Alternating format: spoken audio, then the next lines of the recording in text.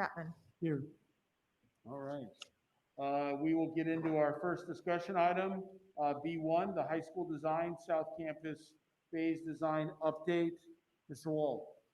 Good evening, Chair Mullen, members of the board. We are presenting tonight two projects, our South Campus Phase 2 project, which is the classroom addition at South Campus along with some interior renovations, as well as our high school addition project, which we'll be bringing to you soon. We'll be doing a bid opening with you soon. But Dr. Kazmierczak is going to kick it off. Yeah, I'll just kick it off briefly. Thank you, Mr. Wald. I wanted to ground the presentation and sort of where we started with this process. So our district strategic vision, and you recall several years ago now, it's turning out to be that we were, let's see, are we catching up? Let's try. We have to keep Turn going. it on. Power. There we go. Did you plug it in? All right. We are good. So several years ago, we created a strategic plan with the input of many, many community members, and one of our key parts of the plan that emerged was that we will ensure learning environments enhance students' educational experience, and that formed the basis for the work moving forward on facilities planning. And then recall back in the fall of 2019, leading up to a bond referendum. Again, there was a lot of work that went into that planning, leading up to that bond referendum. In each of our buildings, go ahead, one more. Essentially, each of our buildings was impacted, and in addition, there was a new elementary identified as a need up in the northern part of the school district. So the four primary talking points leading into that bond referendum were that we were going to make district-wide additions and renovations to accommodate our projected enrollment growth. Safety and security improvements were needed. We had a long list of deferred maintenance projects, and then a desire for classrooms and buildings to become more flexible learning spaces. And that's what drove the bond referendum informational campaign, was those talking points. So again, this goes back to when we first started talking about our strategic plan. Obviously, we've had needs for decades, but this is where it was grounded, and this is the process that led us to this point tonight. So it's exciting to be able to see where we are this evening. So back to you, Mr. Wald. Okay, so there was a significant amount of process, and we brought this to you several times to explain this process. There's a lot of process and individuals involved with the design process. We had the Future of Learning Committee we've talked about. The Future of Learning Committee really formed the bridge between the strategic plan and the design process. The Future of Learning Committee identified the principles for design, and then we use those principles consistently throughout all of our projects. And those principles then were taken by the core planning committees or groups, and the core planning groups then worked with the architects and administration to inform the design process. So Future of Learning really figured out the broad vision for learning in White Bear Lake, and then the core planning group worked with the architects to put it in the design. User groups were the next step. The user groups worked with architects on the specifics of each space in the building, from the large scope all the way down to figuring out where outlets would go. Sorry about the phone here.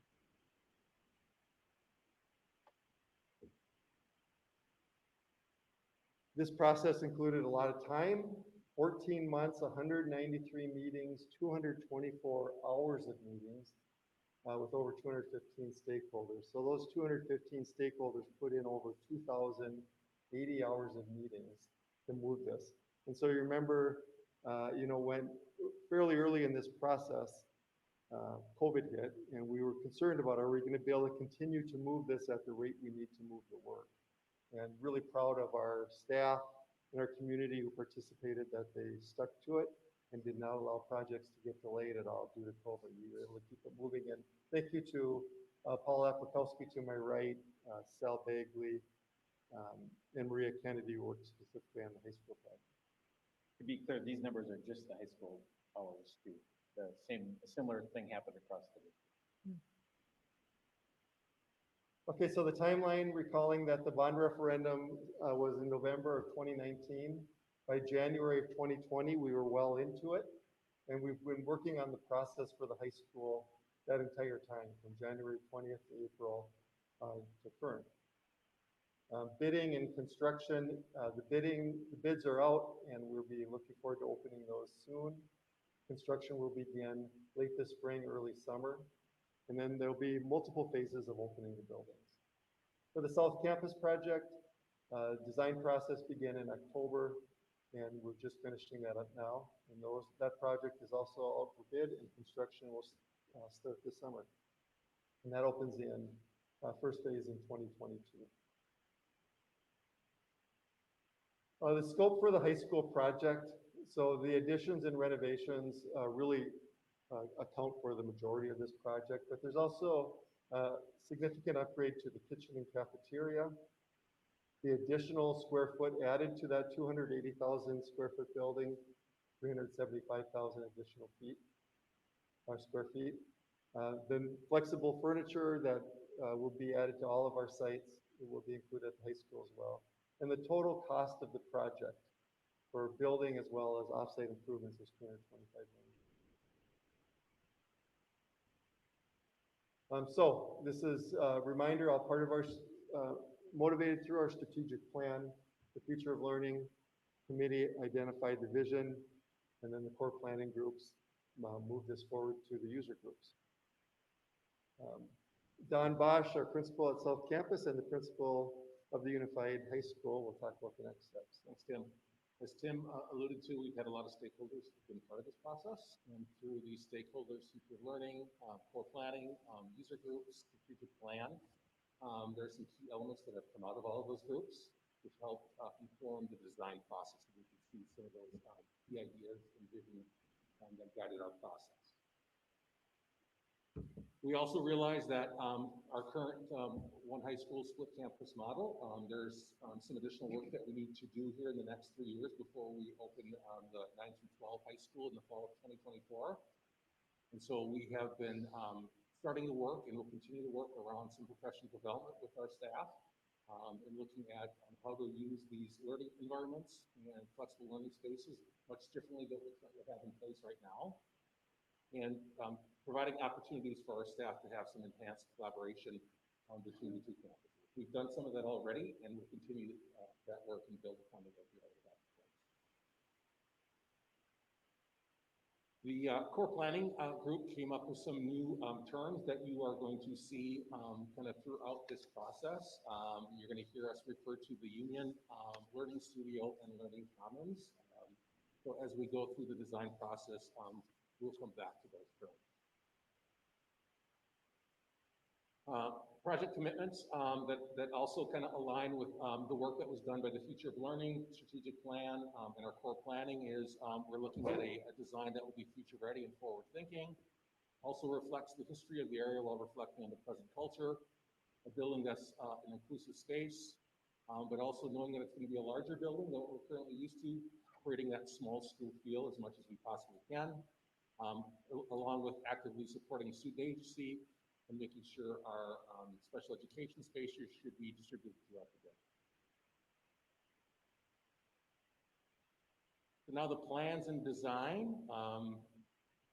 The floor plan development, as you can see, the current building at North Campus has some unique architecture, but our architects took the current space and have used that space to kind of guide their design process, and there are some unique angles that are part of the North Campus currently. So you can see where the main entrance is still on the east side of the building, the innermost circles where the main office and student support services are located, and you'll see some of the changes that will occur here as we go through some of the slides. So currently, in kind of the light area, that's the current building of North Campus, and kind of the bolded areas on kind of the outside is the new addition that Tim referred to, 375,000 square feet in addition to the current North Campus building. So kind of starting on the east side, you can see kind of the performing arts wing area, kind of going clockwise. Down below will be a new field house, 5-court field house, along with a auxiliary gym and a wrestling room as well, along with the weight room, also part of that. And then to the west side of the building, you'll see kind of the majority of the new academic wing. That will be a 3-story building, where our learning studios will be housed, along with some specialty classrooms as well. And then kind of going upwards clockwise, you can see kind of some of the blue areas, some of those specialty classrooms, manufacturing, automotive, culinary arts. And then as you finish this clockwise circle, it goes back to the current existing building, which we refer to as the 600 building. And now where you've taken the current building and the new addition, you can see what the 912 high school will look like when we open in the fall of 2020.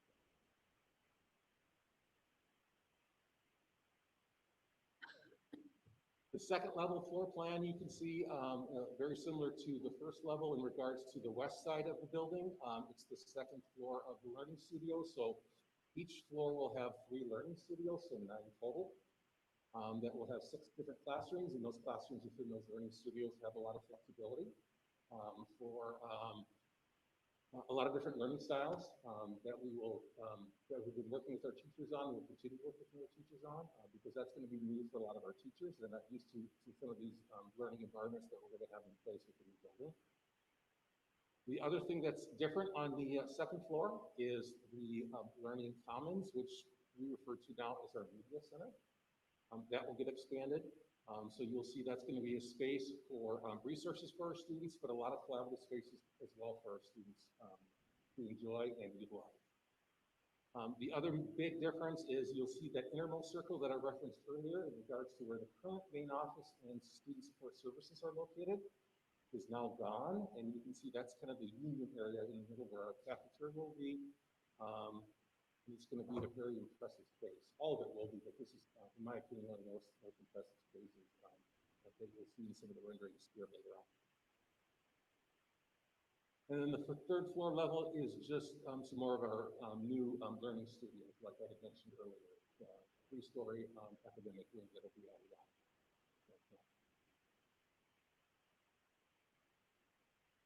And then our lower level floor plan on the south side of the building is our current gym that will still remain as our competition gym. There'll be some renovations going on there as well with the current locker rooms. And then, as I mentioned earlier, the new addition 5-court gym.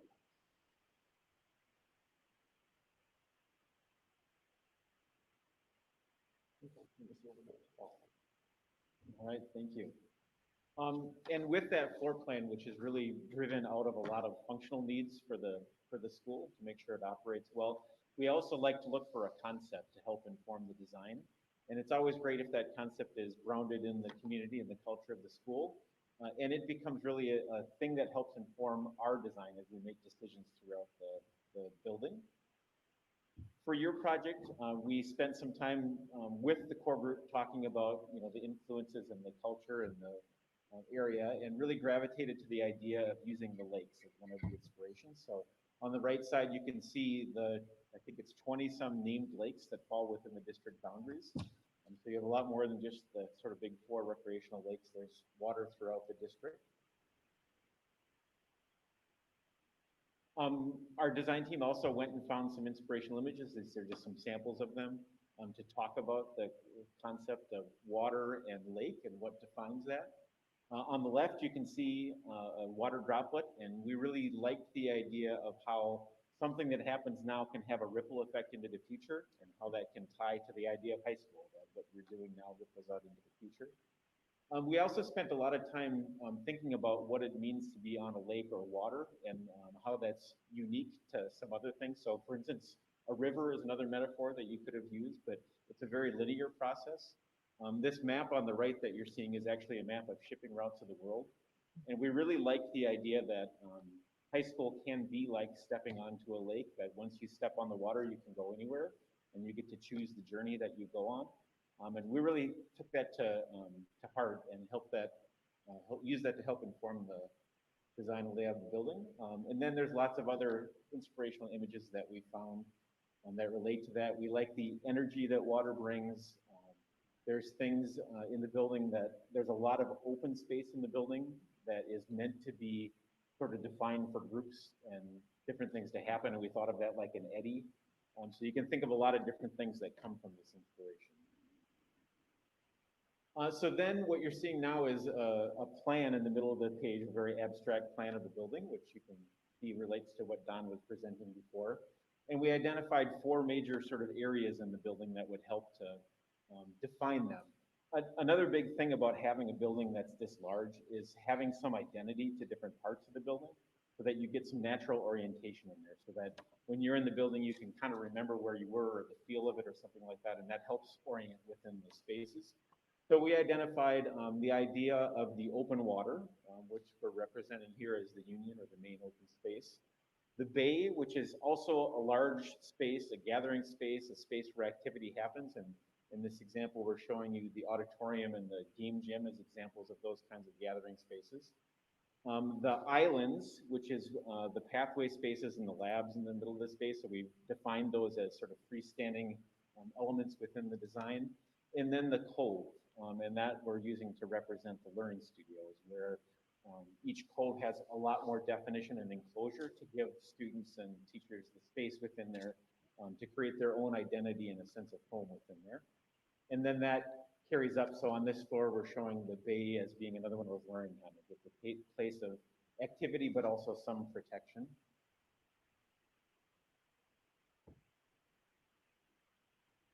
We also looked a little bit at sort of the tectonics or the nature of lakes and how you experience them, particularly in your area. So on the left, you can see that we identified some basic elements of the view of the lake. So quite often you see the lake through a filter of trees and some houses and things like that. And I'll show you in a bit here how that corresponds to the exterior of the building.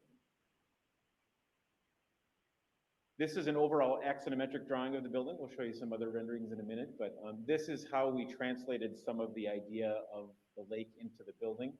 A big part of the metaphor is that the lake, the building is actually the lake. And so once you're inside, you're a part of the water. But this view from the outside is really about approaching the lake. And so we are really looking at that idea of filtering your views into the building through these various elements. And now we'll present a little bit of the exterior of the building. So this is a very similar bird's eye view to that last one that you saw. In the foreground, you're seeing the new field house, and that is actually sunk down into the ground floor, just like your existing gym, to help bring the mass of that down. On the left is the learning commons and the 3-story addition. And then in the center, that red part is actually the existing game gym.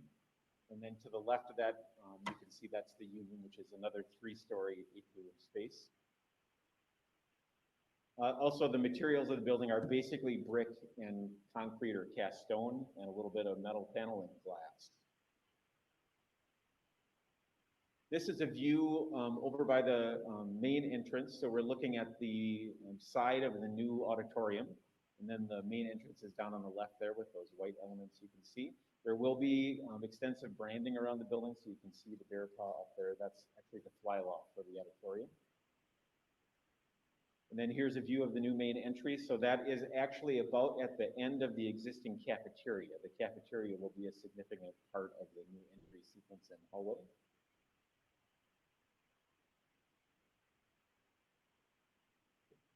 Now we've swung over to the west side of the building, and this is the new student entry on this side of the building.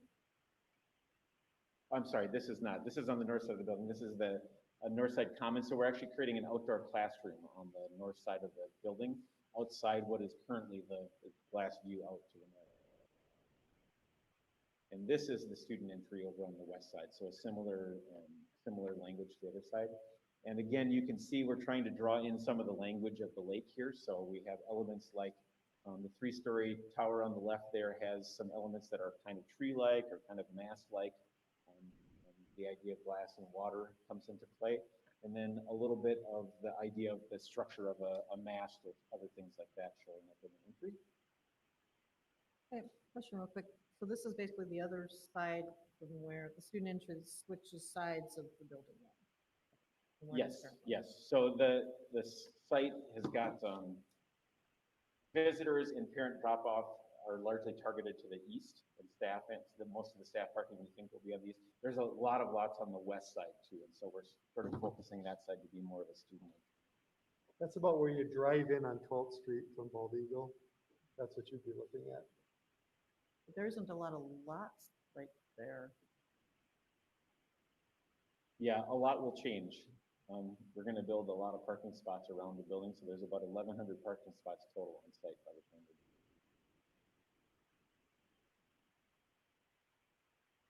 Another view of that, the academic area, the three-story tower, that main entry that we were just at is just around the corner to the right of us. And then this is a view of the new activities entry. So we have a lesser entry or an entry that we think will be primarily used for smaller events or weekend kinds of things. And that sits between the existing game gym, which is on the left, and the new field house, which is on the right.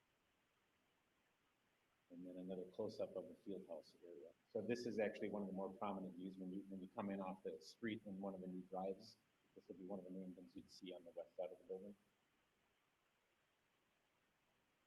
And then we're going to let Maria talk a little bit about the interior design. All right, I have a question.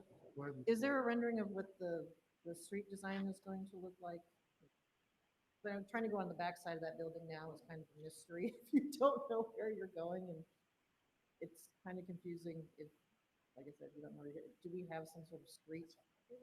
design for where? We have a site plan at the end of the presentation that might help to explain some of those things. Okay.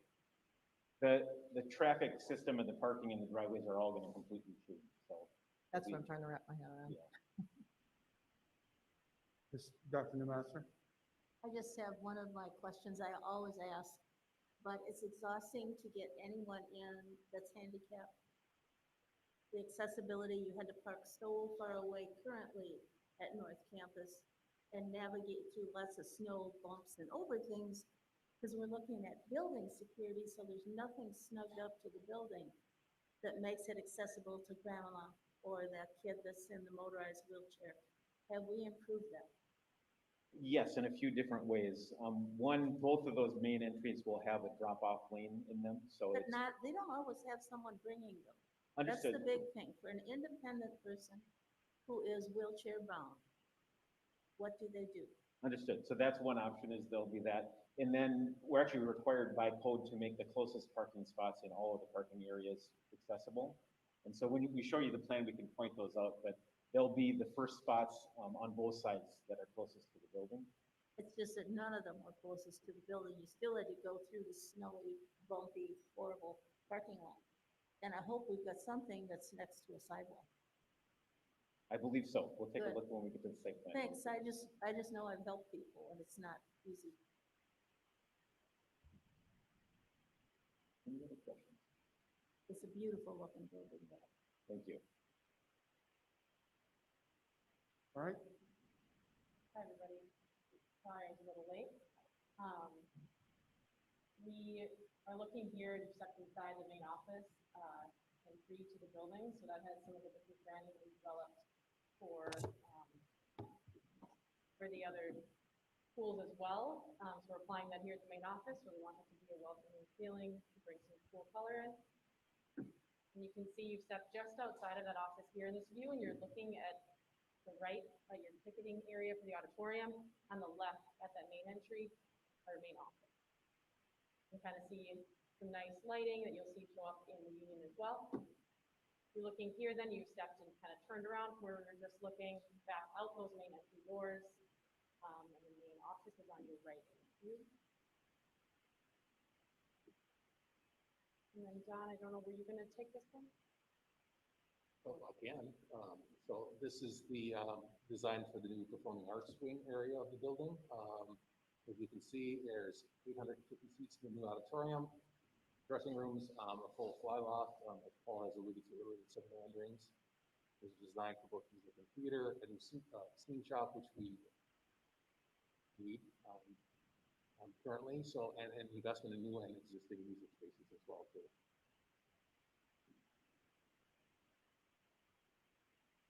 So these two images are similar to what Paul explained about our concept for the exterior of the building. We really drew from some specific kind of imagery around water, lakes, and harbors at night is where we kind of honed in onto the auditorium feel.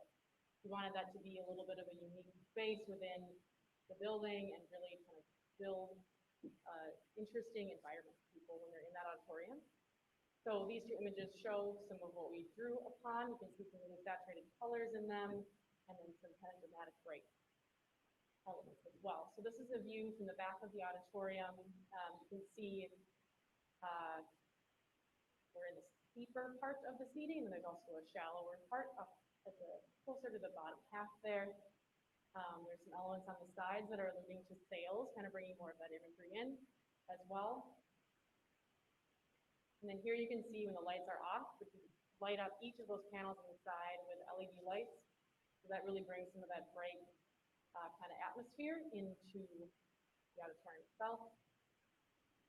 And here you're looking from the side of the auditorium towards one of the side doors, kind of the cross aisles, what we would call that.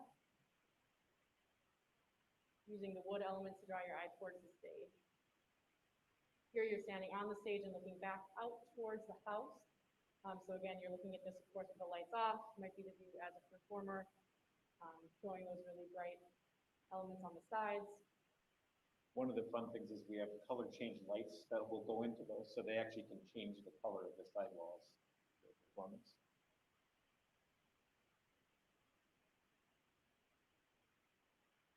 And then this is an enlarged plan of the union. So we really worked hard with the core planning group to define this space as kind of a central gathering area for the building, and it really connects the existing elements. It's a 3-story space and has lots of awesome natural light, which you'll see in the 3D views. It will serve 1,100 students at its largest capacity for lunch period. And then it has that plaza Paul mentioned to the north, there's an outdoor classroom that will seat students during lunchtime as well. Also has a student-run coffee shop. You can kind of see the word coffee on the left over there, which is an exciting element to be able to build in. Has a presentation area to the north, so it'll be able to be served for presentations during the day as well as after school, like award ceremonies, events, things like that. And of course, it includes extensions to the kitchen and central food service areas for the building. Don, how many students do we get in at South right now for lunch period? We're around mid 300.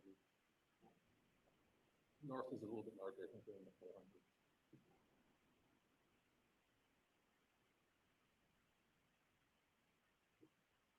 Here's a few views of the union.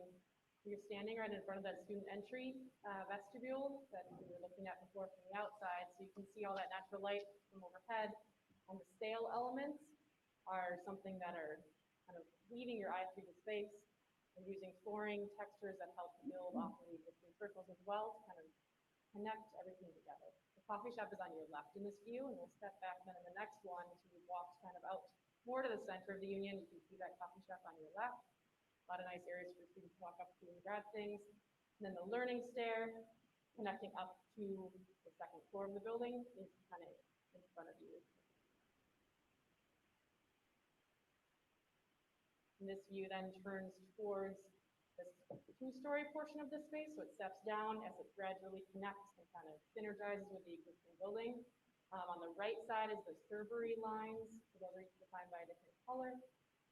And the lighting elements overhead are really intended to kind of create a sense of like a sky above you. 2 different kinds of lights. And to imagine those spaces, the existing 2-story is on the left there. The gym circle is on the right. So we're actually outside and we'd be looking in the middle towards the existing office. Yeah, you can see those vertical elements are actually the existing building on the left. That space will fit 1,100 students in it. At its largest capacity, yeah. That would be So would we see a plan for using that space for things that we have to pay to go other places like prom or things like that? We can start using that space for things like that as well?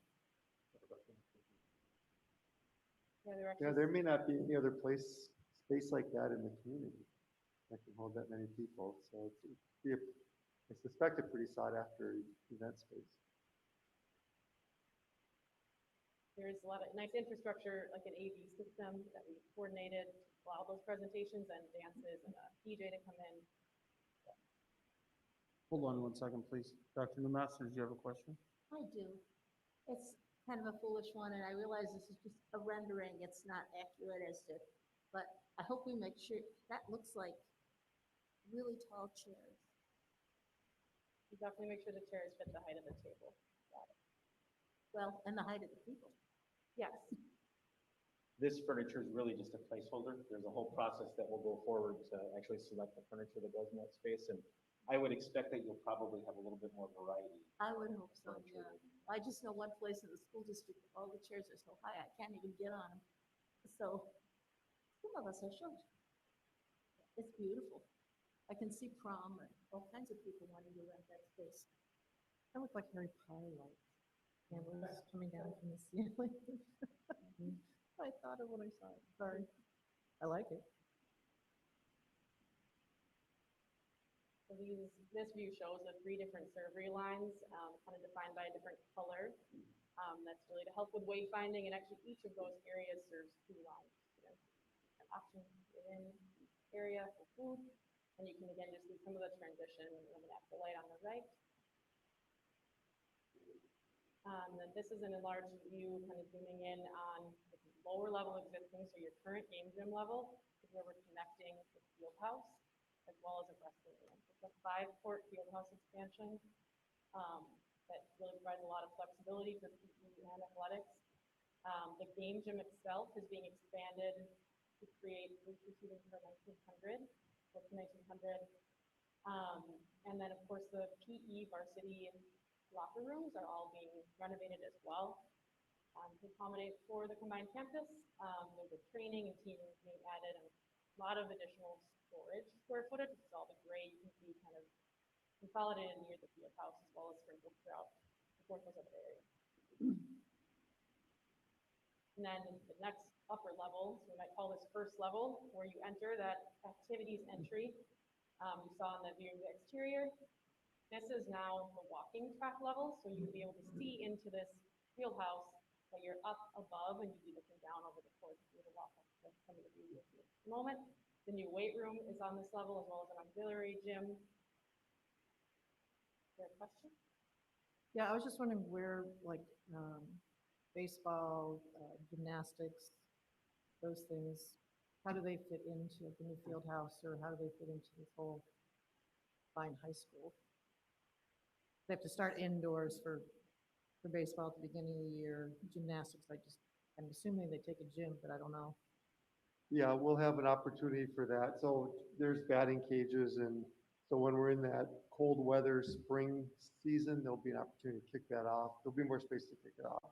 Baseball and gymnastics won't be at the high school. They'll be off-site. But for the early part of the season, they'll be able to use the field house or auxiliary gym.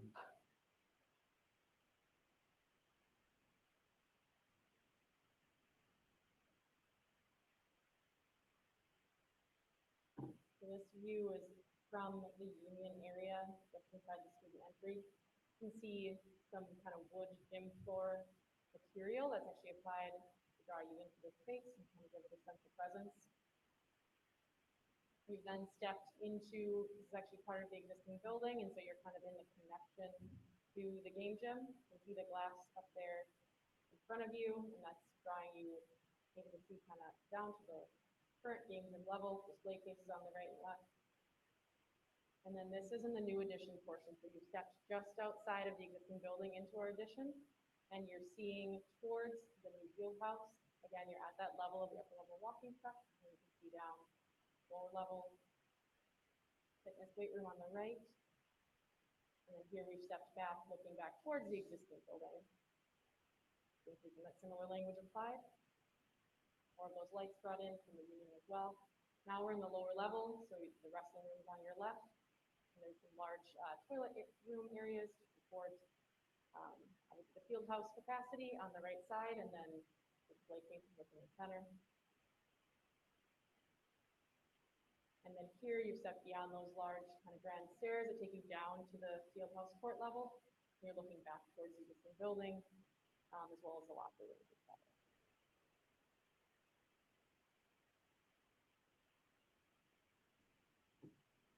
John, were you going to take this one, or do you want me to? Yeah, go ahead, feel free. Okay.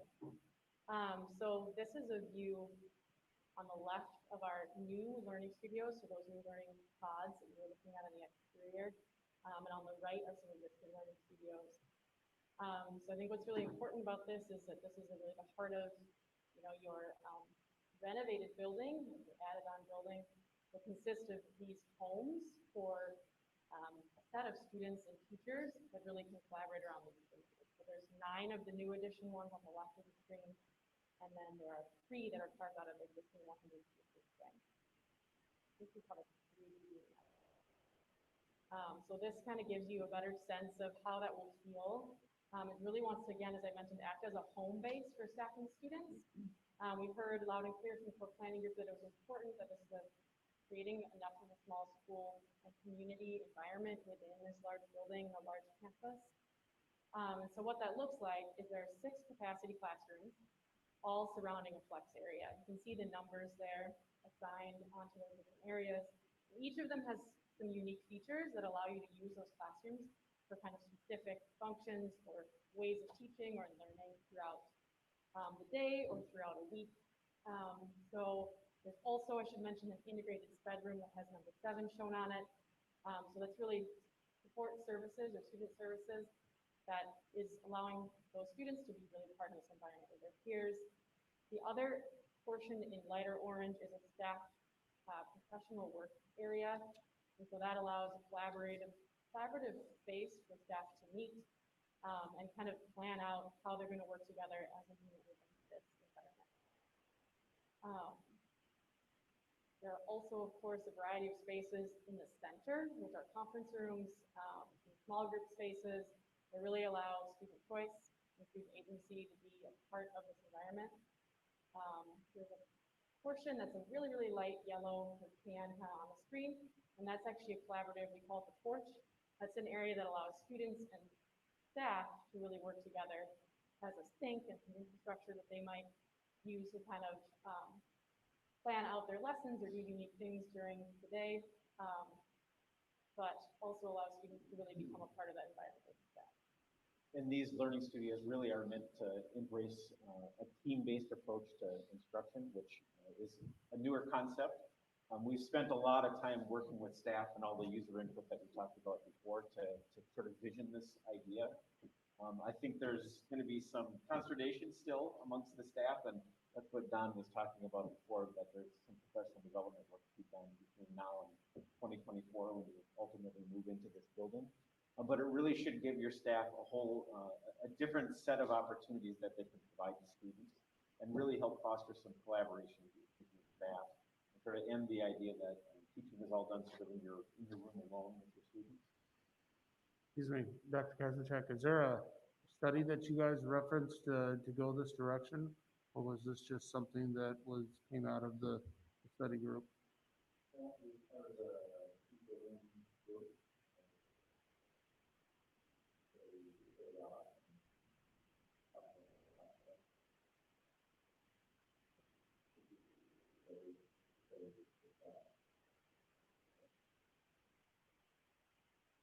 Yeah, I think there's a lot going on in education and educational facilities right now. The last several years have seen sort of a watershed change in the approach to facilities and really their place, where I think in the past it was thought that the best thing to do was provide a bunch of buckets for consistent rooms for teachers to work within and provide equity, and each room had to sort of be a Swiss Army knife. And I think by the light of 2021, what that did is it really limited your options for what a classroom could use. Also shifting to the idea that instruction is moving from more of a lecture-based thing to more of an individual thing where the teacher is more of a coach and helping students explore education on, you know, sort of on their own path. It really takes away the idea that every room has to be set up for lectures, which is primarily what schools had been set up in the past. What this is going to do is allow you to have lots of different options for teachers to choose what can happen on any given day. I don't know that I have a scientific study that we can share with you, but we do have lots and lots of these kinds of spaces built over the last several years. And your group got the chance to go see a lot of those as we were winding up the process. And that provided a lot of inspiration for this design and where it was able to get to. I will also say that as we did the Future of Learning thing and really kicked off after the referendum, there is a ton of enthusiasm in your staff to do things differently and to grow and find new pathways for your students and for your educators. So I think all of those things together really lent the support to the design and to really be future thinking and forward in all of these. The strategic plan asks us to focus on increasing student agency, and the traditional design of the buildings we have don't lend itself well to that. And so more flexibility in the learning spaces would give us, would assist our teachers in being able to focus on student agency. And so you can see if a teacher was doing a real project-based week, they might decide classrooms 4 or 5 might be perfect for that, or depending on what they're doing, maybe it's 6 if it's technology-based. But you'd have flexibility in how you did that. And it's all windows on classrooms 4 and 5. That's a whole wall of windows on each learning studio. So there's going to be lots of natural light flowing through that space. And then the breakout conference rooms are another key element. But we also played with the notion of learning on display, that right now when you walk through our hallways, you have no idea what's going on in classrooms because you can't see in them. And when there's just this little 3-foot door that is open to the hallway, any noise in the hallway is a distraction because you wonder what it is. You hear it, you can't see it. And so we wondered about this learning on display notion, and we visited several schools that had glass walls to their classrooms. And we expected kids to be distracted by all these really handsome adults in the hallway, and they weren't. They didn't pay any attention to us. And it's because they're just used, there's no mystery of what the noise is. You can just see there's people out there, big deal. And in class just continues. And so that was convincing to us, and decided that the learning on display was really a great thing, and we should focus more on that. So when you walk through this building, you're going to see learning happening every day because you can see into the spaces. I would add that this is already happening, but on a much smaller scale, and due to our limitations of our current buildings. I mean, at South Campus, pre-COVID, we were doing a lot of these flexible learning spaces where we could. You could see that at the front of our media center. You could see it in some of our different main areas, language arts, social studies. We were just getting people to that space we had. Where we could set up those flexible learning spaces outside the classroom, we have been doing that, like I mentioned, from much smaller scale than what we see here. Mr. Lloyd, did you have a question? Yeah, I'm trying to understand specifically how the flexible spaces support student agency. What is it that they do in that type of space that they can't do in another type of space? I mean, what's the clincher there? Well, flexibility, breakout spaces where kids can work on a project together. Not everyone in that class has to be doing the same thing. They're not all confined to a limited space. So the whole studio is really a potential for what you could use in any given day. And so students would have flexibility. Not everyone's working on the same thing necessarily every day. They may be, but it would allow teachers to be more flexible in how they do that. So currently, with some of our teachers that are doing some project-based activities, if students are at different stages with their project and have to go out in the hallway, or some have to actually go to our media center. So this provides a location for our teachers to still have their class in the same location without having students go to different buildings. So this will help with that in regards to student agency. Just the teacher having the flexibility of using any one of those classes, depending on what their activity is.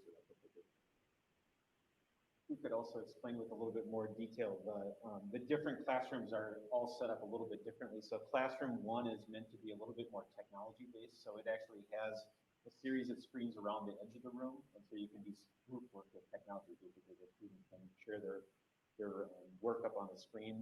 Classrooms 2 and 3 can be more traditional classrooms or enclosed classrooms, but they also have an operable wall between them.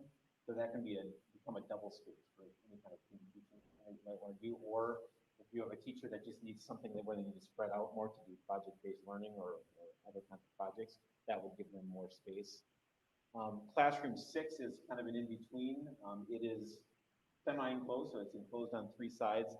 And then it sort of has a favoring or a connection to the space outside of it. So that space is also going to be a great space if you have small group work that you want to do, where in a traditional 850 square foot room, which is what many that you have now, it's hard to get into groups sometimes because you're just constrained by space. There's not enough room to sort of separate and group together.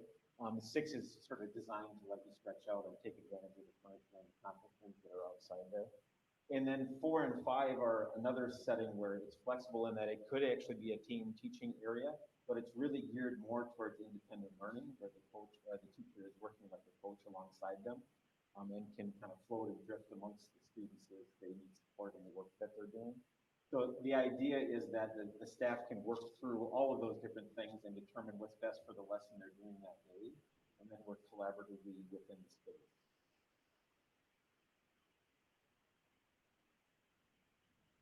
I know Ms. Ellison had a question also. Yeah, as an educator, I love this.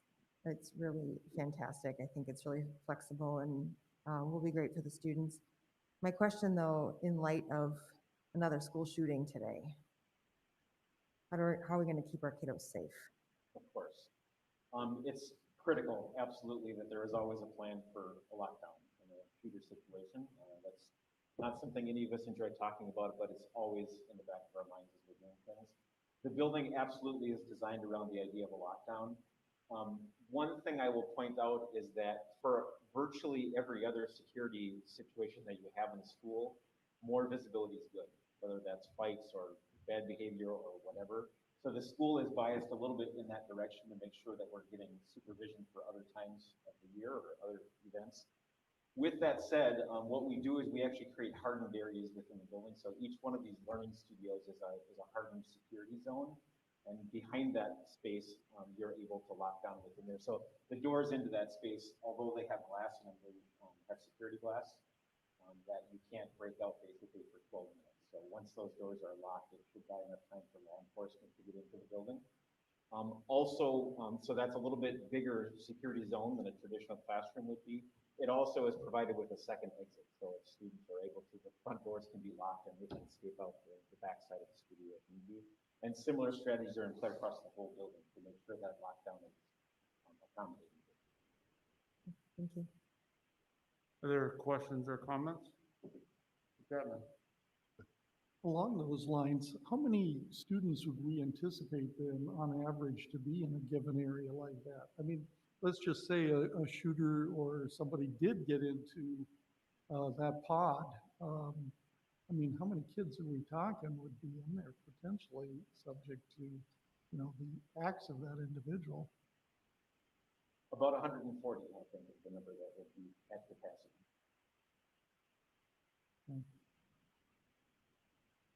Great, thank you. Others? Please continue. So this is a view showing each of the individual levels, main being first floor, second, and third, where we're adding on the studios. We really just show this view to help you understand how we've applied color to help with wayfinding within the building. So the larger circle on here shows the main color accent that's used in these studios. So first floor, second floor, and third each have their own kind of primary accent color, and there's a secondary one that's applied. So you can tell kind of where you are along the circle. This is just a diagram. We'll show some views of these here. So that learning studio actually that we were just discussing, those are the doors that would shut automatically in the event if needed. But this connects you also, of course, to the hallway and has that bright splash of color kind of overhead. Again, all the first floor studios would have this color tone on it. You can see right inside these doors, which is in our next view. So this wall is a pretty important piece as we kind of enter into the studio. We wanted to feel like you had a sense of a kind of welcoming porch before you got further in. Part of the goal of this is to help students orient themselves for their day. So as we talked about, those classrooms being moved flexibly means that you might not always go to the same classroom every single day, the same learning space. So that display is just one way that teachers can post information for students about where they want to go. That's a model we've seen be successful in some other schools that have learning studios set up like this. Of course, there'll be other ways that teachers can give information out early as well. You can catch a view of one of the conference rooms here just in front of you that that TV is mounted on. Here you're looking towards that three-sided classroom, phase 6, as shown on the diagram. So you're seeing that connection from the flex area. This is not a capacity classroom, that's a space that allows kind of those small group work areas to the area where it would be a capacity space. You also can kind of see the staff porch on the right side of the view.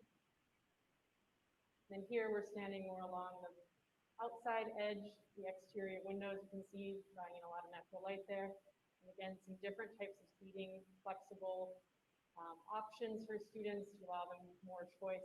These are the two classrooms that were labeled as 4 and 5, and so these are probably a little more focused on those project-based learning opportunities or more independent.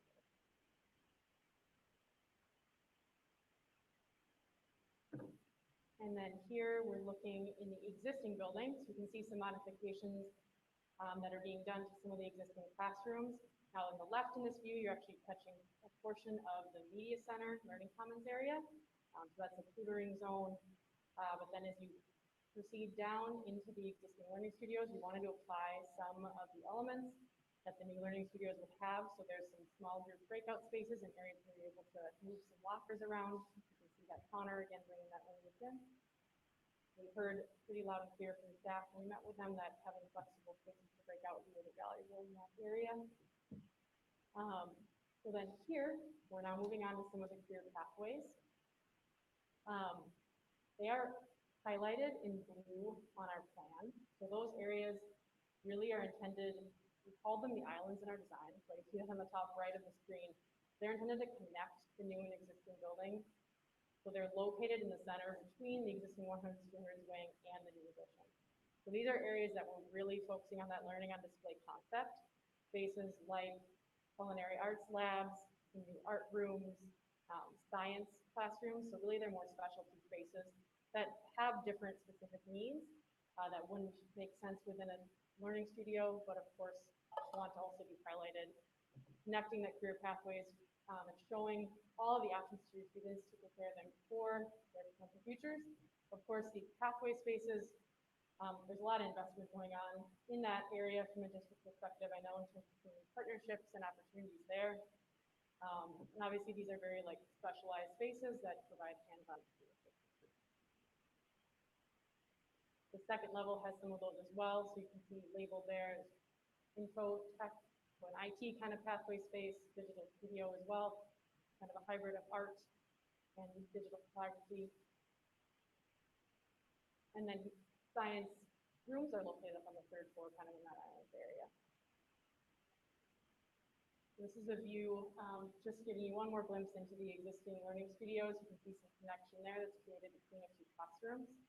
And then here you move into the hallway in the new addition. So the circulation areas for science and art, you can see that's some suggestions of potential branding, but that learning on display with the corners that allow you to see into the spaces, as well as above counters, et cetera, in science, using some contrasting colors to really give those a sense of presence.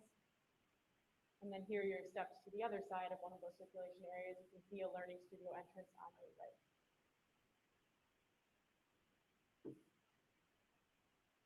And here's a view now moving into the Learning Commons. So that's a new terminology for the Media Center.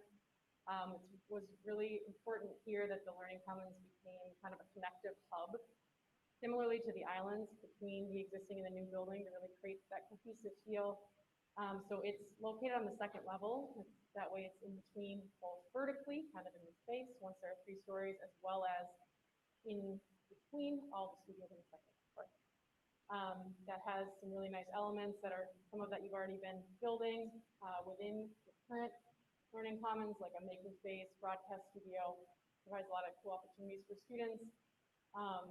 There's also presentation areas and some resources I mentioned already. Office of Equity is located very nearby the learning commons, as well as the tutoring center.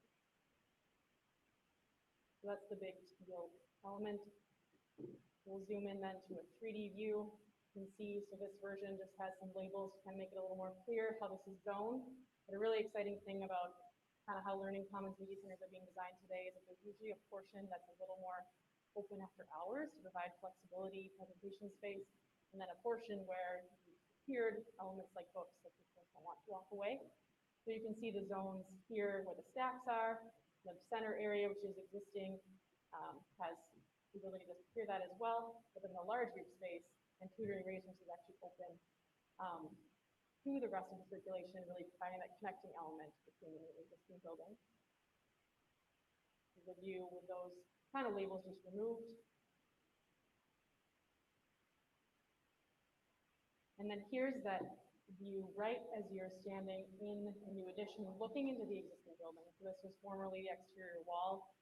On the right, you can just catch a glimpse of some chairs down low, so that's connecting you visually to the Union, and that's where that big learning chair is that you saw when you were looking at the Union view.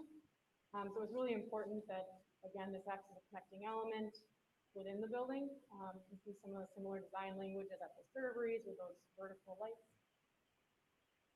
Then as you step into the learning commons, you're seeing that secure line where they would be able to shut that after hours and keep the more expensive, et cetera, materials safe. You can see some of that flex area outside. Similar floor patterns to what's in the Union, just here in carpeting, kind of softer elements.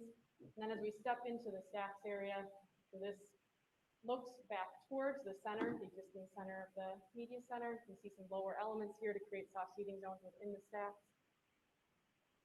Some flexible furniture, and then here you're looking right towards the center. For those of you that are familiar with it, there's a big circle in the middle of the media center in general that will be maintained. We are able to get some skylights back into that space, which would be a great feature for natural daylighting. And really you can see a mix of flexible furniture and stacks, and then the productive on your right.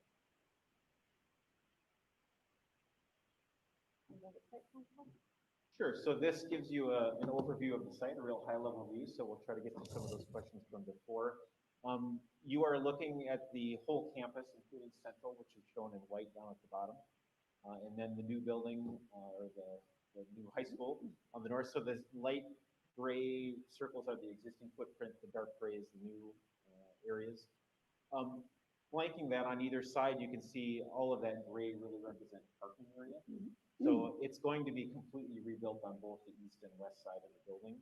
On the right, we have several ways to get in off of Division Avenue, including a dedicated parent loop in there that gets up to the front door, and then a visitor and staff parking lot right on that area.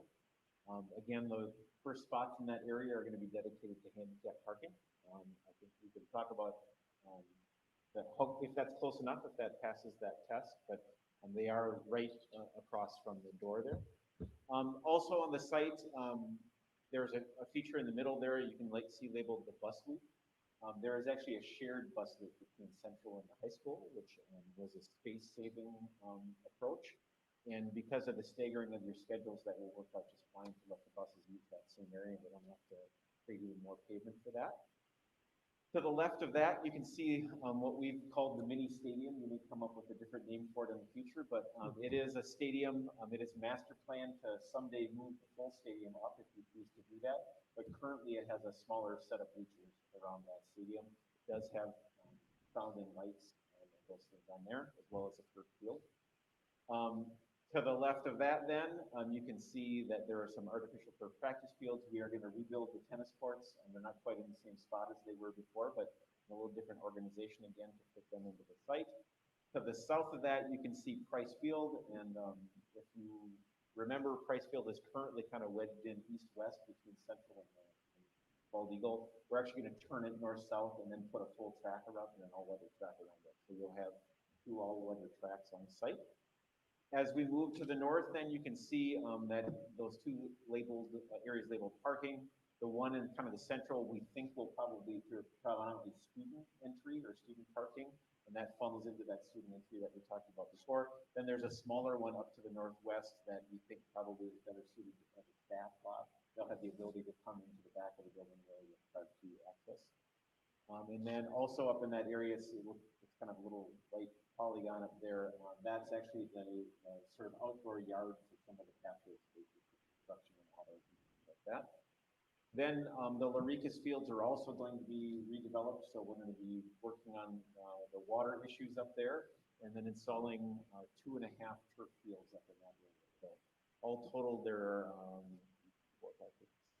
7 roughly artificial turf fields on site, which will really increase the ability to use this site, the intensity of the site, and help you to get many of your activities on site after school, on site, all of them. All right, I'd be happy to answer any questions. Questions or comments?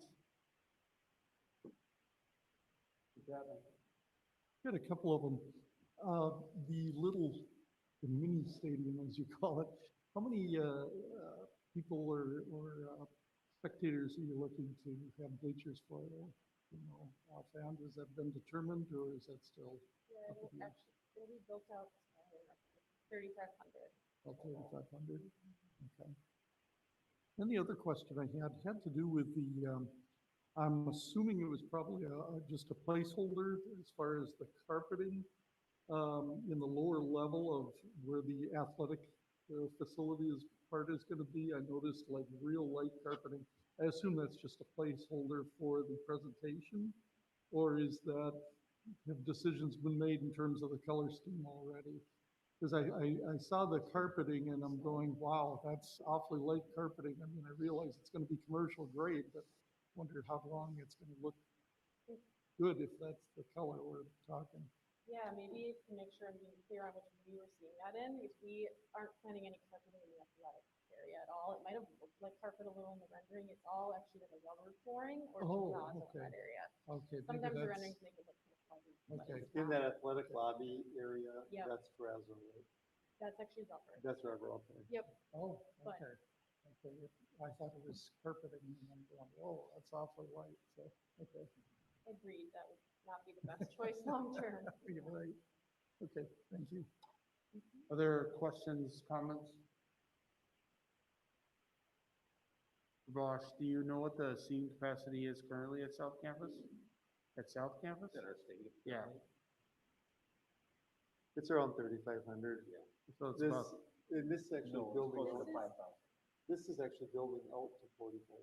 That's correct, sorry, I should have clarified, 3,500 home seating and then another 1,000 on the visitor side, so 4,500. and currently at South Campus, we're at over 5,000? No, I think we're about roughly the That's same. the same? Yeah, and there is potential to expand on the home side, another 1,000. Other questions or comments? Thank you all very much. We really appreciate the update, the presentation, and Oh, we have more. we have more. We are not done. All right, cool. Yeah. Pack a lunch, we got more. I just want to point out a few things in terms of communication with the community. We did have a neighborhood meeting back in January, and we discussed things like how will traffic be impacted in the area. And so some things that came along with this is along Bald Eagle and Division, there'll be turn lanes built in, and that will allow traffic to stack as it needs to, but the traffic can still flow along Bald Eagle and Division. We're working with the city on a developer's agreement, so there's some things that are still being worked through. Traffic accessing the site from 8th Street is still a process we're working through with the city. The city's passed has approved this plan with the recognition that we're going to continue to work on a few off-site improvements. And so those things are going to happen. But Ms. Beloit, you asked about parking and just noticing, you know, we'll have staff parking up here, staff up here, staff, to some degree in the main lot, a large student parking here. So it's significantly more. We're also exploring sidewalks as you head north. At least all of our property will have sidewalks.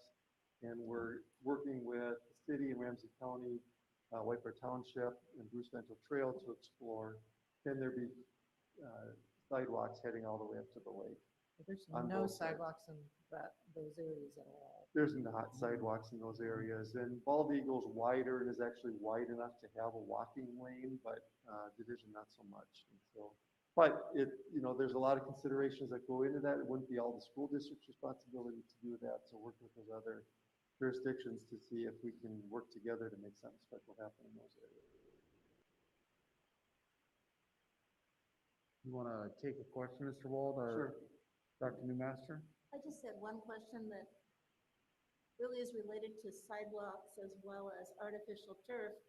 And I remember well going to games in our nice swampy wetland at North Campus.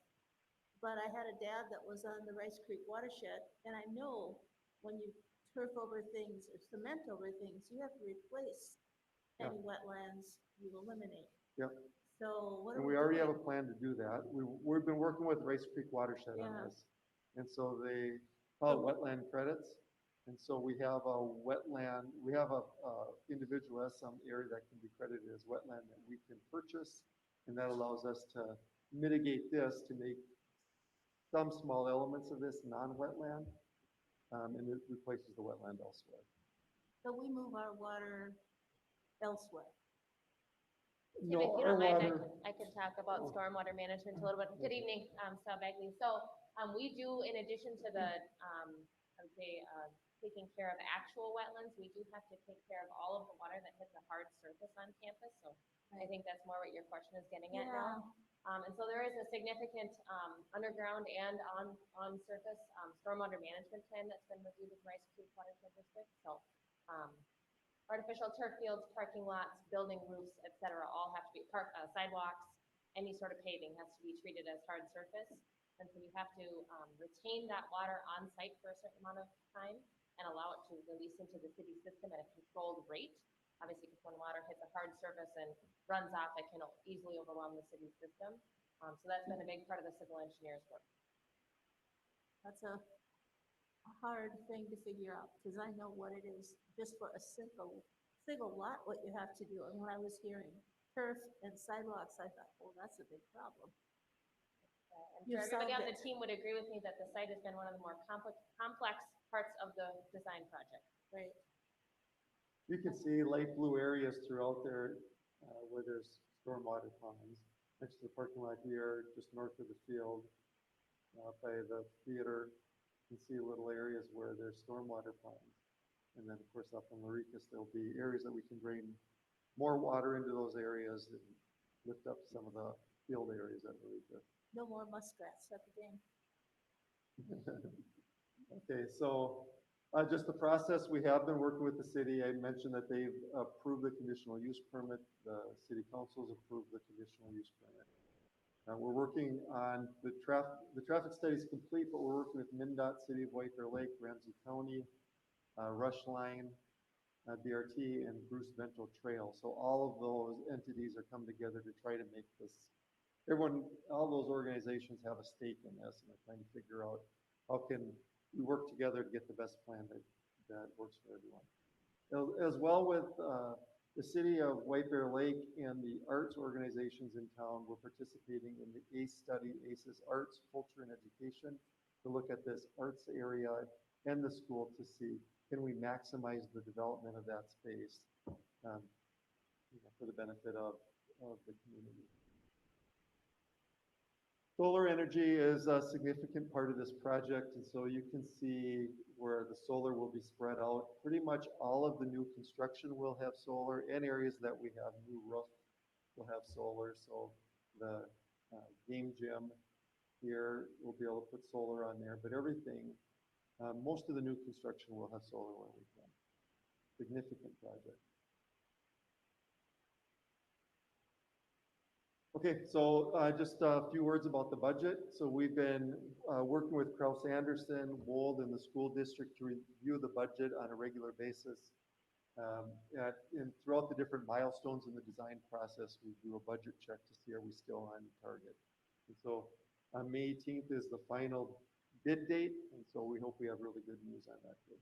And of course, the total cost of the project, $125 million. Opening this school is going to be a really challenging project. So the area on the west, the learning towers, are going to be, is really the phase 1 part of the project. I gotta look at my dates here because it is complicated. So the summer of 2021 to 2023, that building will occur, as well as the field house. The area in green will be built initially or early. Once those are built, we'll move all of North Campus into those spaces, and the pink area, purple area, and the cafeteria, the red area, I guess it is, will be renovated or built at those times. And then the final phase will be the Fine Arts Center. So the North Campus team has been meeting with Kraus Anderson to talk about all the logistics of moving during a construction process. And Kraus Anderson has a lot of experience with this. They provided great support for us. One of the challenges will be providing meal services for a period of time. So we're still working on how can we provide, put some of the food off-site during that period of time. How would we put it off-site? Using other kitchens in the district. Yeah, it'll be a challenge for sure. Interesting.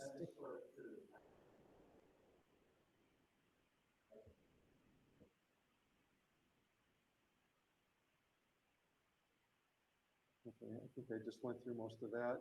And so construction will be completed in summer of 2024. Well, we'll be occupying it in September of 2024 as they're finishing the building. Okay, that's it for the high school project. We're done with it already. Anything else? Any other questions on that?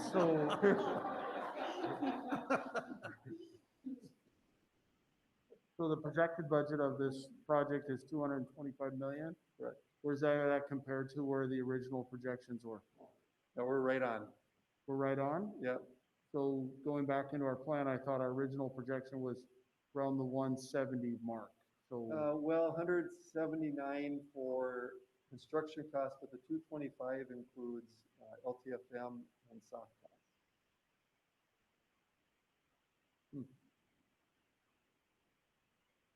Okay, South Campus Phase 2. So recall that South Campus Phase 1 is the addition of the gym, and that project is being completed now. We toured it last week, and it's come along great. It's going to be a fantastic space.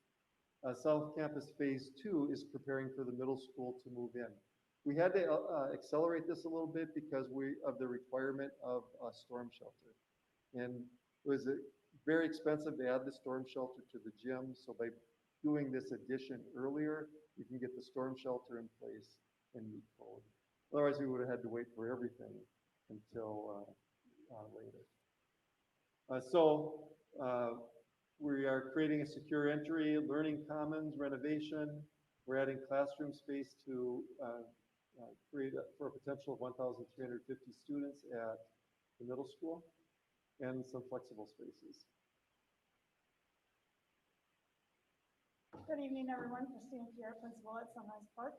And so I'll tell you about the criteria. Our criteria really incorporates both the district strategic plan as well as Sunrise Park strategic plan. You can see mention of student agency in there, for example. We also incorporated the needs, the specific developmental needs of middle school students. So you can see the importance of a sense of belonging and also wanting to balance independence with appropriate support. So middle school students are young adolescents. They want to have some say in their learning, and yet they still need some support from adults.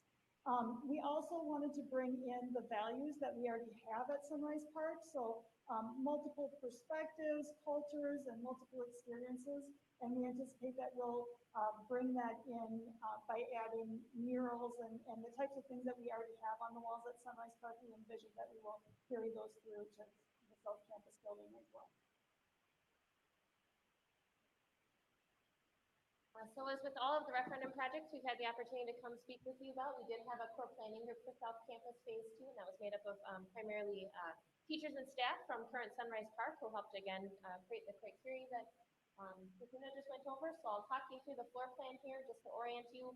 The current entrance is on the south, and then you can see in the very dark black in the upper left-hand corner, you can see that's the gym addition. That's what we refers to as Phase 1.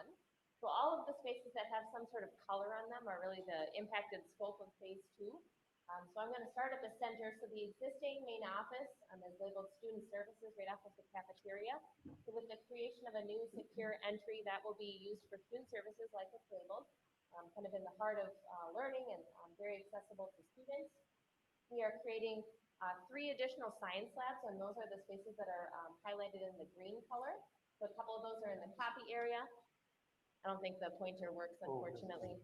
I'm trying to paint a word picture. And then just south of that is the Learning Commons. So that is being renovated as with all of the other referendum scope. And we have a couple graphics of that later in the presentation. We've got some flexible spaces that are in a very light green all throughout the very bottom and kind of the eastern side of the classroom area. So it was very important to the core planning group that a collection of classrooms did have somewhere to break out to, very similar to many of the other projects we've come to present with you. Up in the specialist areas at the top part of the screen, you can see we're really formalizing. You've got 2 art spaces that are not separated and don't have the resources in one of them that they'd like to have, including a sink. So we're doing a little bit of work in the art rooms. And then last but not least, the creation of a formal orchestra space, obviously preparing for that program. And then we come to the additions. So the main office, you can see in that goldenrod color, is being built on the east side of the building, actually facing McKnight Road, so that will increase its visibility, ease of access for visitors who are coming. So that is an addition right off of the theater foyer area, so very centrally located. That was also important to the core planning group. And then last but not least, from a scope perspective, we've got the classroom addition. So that is the classrooms and flexible space that's on the very right-hand side of the image, called out in the light green. So that's a collection of, again, classrooms around a flexible space. And the key components that the core planning group really wanted was that it was as stitched into the existing classroom area as possible, while knowing that we had the constraint of needing to make it a storm shelter. So we worked with the city of White Bear Lake. They want that space occupiable by March of 2024. So that will be built to withstand about an F4 tornado. And there's a lot of unique engineering aspects that go into that. But we worked really closely with the core planning group to make it as integrated as possible. Do we not have that in any of the other buildings? You will in the new elementary school. So that is a new code that was passed or adopted, I would say, as of last spring. So why does it affect this building but not North Campus? It doesn't affect North Campus. We actually have, is it 3 separate storm shelters? 2 separate storm shelters at North Campus. Yep, and then the Otter Lake addition. So it's really anything that went for review at either the city or the state, depending on the city we're in, will be required to be compliant. So anything within the city of White Bear Lake, the city is doing the review. But then, for example, up in Hugo, the state of Minnesota does the review. Where were they at North Campus? Do you want me to, do you want to describe those? No, I'm just describing it. I don't Yeah. see the thing.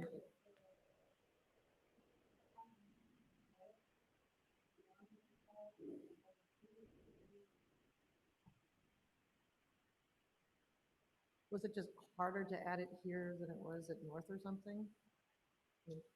Can you clarify your question? But kind of sounds like this is a big deal. The storm shelter was a big deal for this building, but it doesn't sound like it was such a big deal at North Campus. I understand. I think it was incredibly complicated North Campus too. I just think we managed to fill an hour pretty easily. I don't think the design team would want me to minimize that. So we could have another hour's worth. Go right ahead.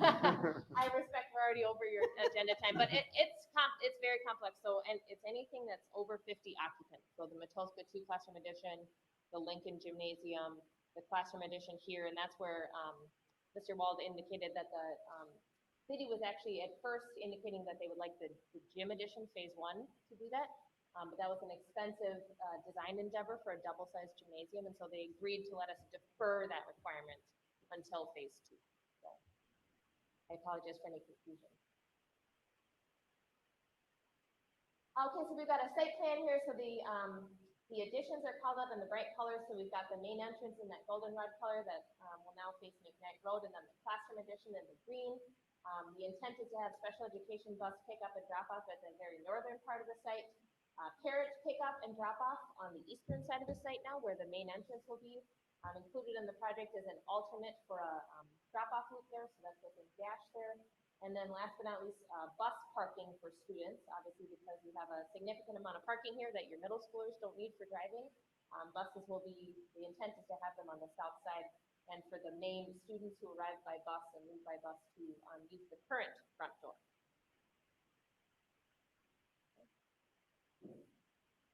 All right, so this is the classroom addition, and so this will be right on the easternmost corner. You can see it sort of wraps around the existing building there. And so we have 8 new classrooms, and then flowing among the classrooms is the flexible space that'll be accessible to all those classrooms.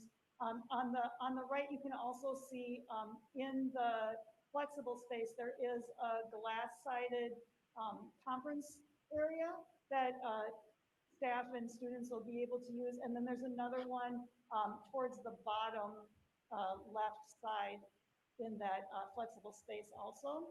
Just above the flexible space is area for lockers also. We'll need more lockers, considering that we'll have more students. And this is an example of a flex space integrated into the existing building. So you can see the classrooms that are already there situated around the flexible space, and then that flexible space would be shared by the classrooms. You'll also notice that we'll be adding glass to the wall that adjoins the flexible space for each classroom so that staff will be able to look out into the space as they have students out there. And this is the Learning Commons, which is the current media center. And so we'll be doing some renovation there as well. Really exciting. Upper right corner is where we'll have the maker space. So that'll be a place that teachers can sign out and students can create things and be messy, and there'll be sinks in there and a nice hard floor and tools and supplies.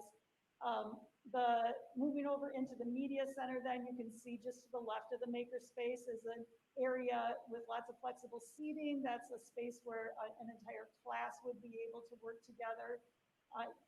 Further over to the left, you can see a medium-sized gathering space, a medium-sized conference room, which is already there, but we'll be renovating and updating that. Also, the small meeting spaces toward the top, those are there, but we'll be getting them updated as well. You can see the bookshelves are integrated throughout the media center, but we do have a significant number of them located at the bottom left corner. And then on the upper, I suppose I'll just stick with bottom. So right adjacent to where those other bookshelves are, there's another area where an entire classroom would be able to come in and work together. And then the bottom right corner of the Learning Commons, that is going to be our Tech Depot space, just a little bit further to the right, actually. Yep, right there. So that'll be our Tech Depot space. So Tech Depot is a student group that likes to work with technology, and they actually help us do some of the repairs that are required with our Chromebooks as well. So it'll be great that we have a dedicated space for that. So now we'll get into some of those renderings that you saw for North Campus, but now for South Campus. So this is a view of the main entry. So we are from within that alternate of the parent drop-off loop. So you can see the existing building on the right. That's the right outside the auditorium there, that foyer space. And then dead ahead in the view, we've got the office addition and entrance canopy. So some contrasting colors there to really call attention to that. Provide some presence out on McKnight Road. And then on the left-hand side, you can see a little bit of the classroom addition. This has got a nice plaza in front of it for student pickup and drop-off. And again, to really call people's attention back to that main entrance, as that is something, oh, thank you, that people struggle with at South Campus today. Finding the entrance. Just another view of that, but from a little bit farther back, and in the parking lot here, so you can see again, existing building on the right, the main entrance addition and canopy entrance area, just after that in the lighter colored brick and the canopy, and then we've got the classroom addition on the left-hand side there.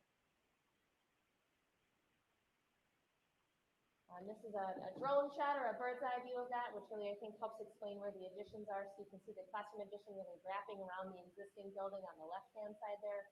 And then the main office addition right off of the auditorium foyer. And this is an overall view of that plaza area. Really leading people back to the main entrance, making it very obvious and apparent, as well as being welcoming. One of the main goals of the core planning group was to really celebrate the culture of Sunrise Park and how important it is for the teaming, especially at that age range, and so wanted to make sure that the building really reaches out and invites people in. So when we move into the interiors, we are inspired by some of the architecture and exciting color counts that are already inside of the building, and so you'll see that as we show a couple renderings, most of these spaces are in and around the auditorium and as well as at important nodes within the building, with some sunrises and some exciting radials. So proposed materials, these are always difficult on a computer screen, but we have gotten physical samples to the building. And we've been trying to work with color in this building in particular to improve wayfinding. This is a building that people say they get lost in and they aren't quite sure where they are in the building. So we're going to use color in a thematic way to try to provide some orientation. And the intent is to use this to kind of recreate your 6th, 7th, and 8th grade kind of hallways or wings within the building and kind of celebrate that with color. So we've got a variety of bright, vibrant colors. Here's a view from right inside the main office. So we've just come inside the secure vestibule in the reception area. So this is within the addition. You can see a couple workstations here, some branding we've been working on with the administration, and then a series of offices off of this space. The door to the rest of the school would be behind us in this view. Here's an example of one of those flex spaces, and I think this is a fun image because you can see the existing down in the bottom left-hand corner. So the proposal is to take out what's kind of about a half-size room there, or maybe a third of a size classroom there, at a very important node in the building and turn it into one of these flex spaces. This happens to be Flex 508, and so there's, again, that stronger use of color to create some identity in this part of the building. I should also mention all of the furniture is a suggestion at this point. There will be a whole process to go through to select that. And then some flexible spaces off of this, enclosed small group rooms and a couple offices. Here's another example of one of those flexible spaces. We're calling this one Flex 404. Again, existing image can be seen in the bottom left-hand corner. So you can see what a difference it makes to just take out one of these rooms. And again, have some branding here that I think will help orient people as they move throughout the building. That does have kind of a network of hallways. Here is the flexible space that will be inside of the classroom addition. So again, very similar architecture to the flexible spaces inside the existing building. Just on a little bit larger scale as more classrooms are sharing it. So some things you can see here are some doors to classrooms. We've got an enclosed small group room that Christina mentioned that's 3-sided glass for supervision, for small groups to meet. We've got some built-in kind of counter height areas, and then that second small group room can be seen at the very back left. Another red ball. Just another view from inside that flexible space, you can really see the connection between the classrooms and the flexible space here, with a variety of operable wall and sometimes it's with glass next to the door. But it's really important to the core planning group that for this age level, that teachers felt comfortable sending students out to the space and could still passively supervise them. Here's a view from right outside of the Learning Commons. So we're right outside the Media Center. Again, providing some branding and identity. The existing photo is down in the right-hand corner, as well as some additional glazing. And just, I would say, opening it up a little bit. So having more opportunities to exit and enter. Cindy, do you want to do this? Yeah. Want me to? Yep. And so this is the final slide. So we're at, bid day is May 6th. We'll be bringing that to the board on May 24th. The cost of the project is $11,500,000. We start construction this summer. Construction will be heavy in the summer of '21 and heavy in the summer of '22. And it'll be, the classroom edition completion will be March of 2020. With that, I'd love to take any questions. Questions or comments regarding phase 2 or the overall?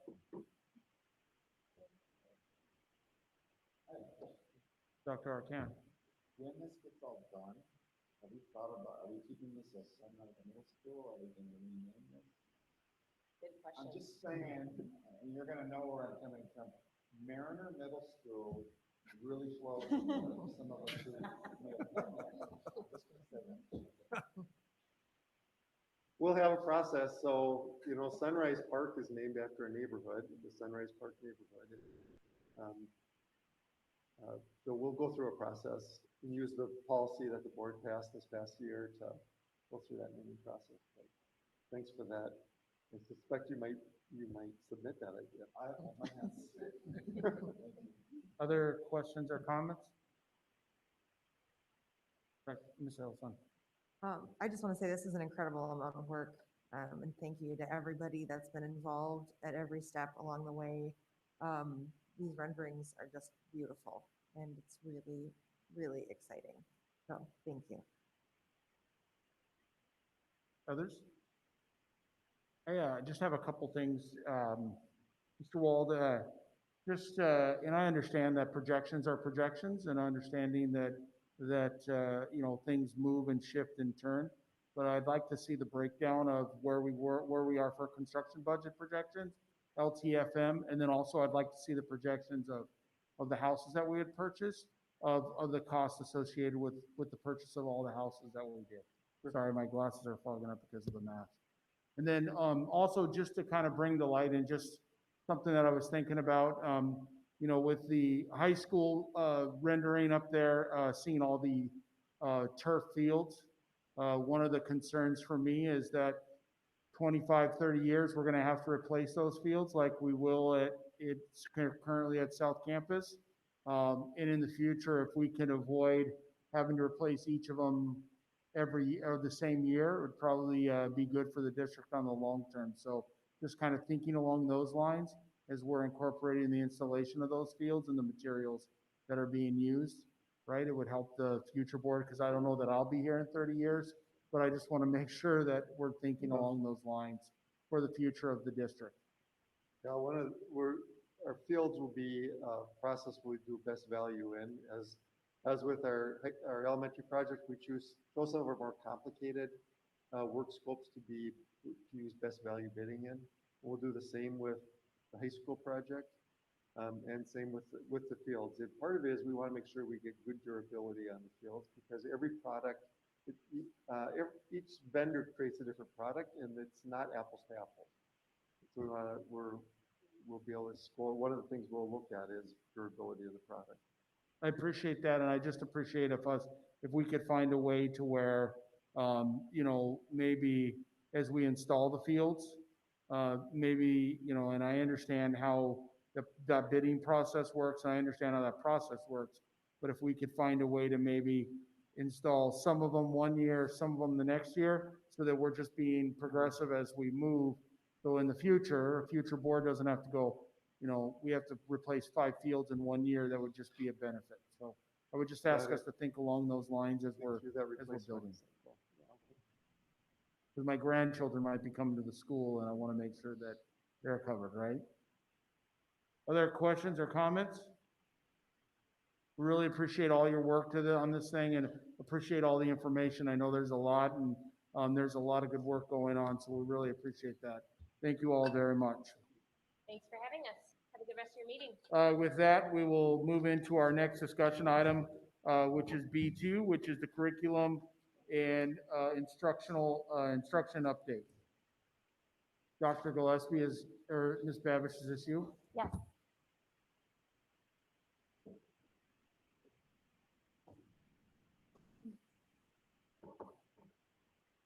Great, good evening. I do have less slides than the last one, so, and feel free to interrupt and as you have questions. So thanks, Chair Mullen, members of the board, Dr. Kazmierczak.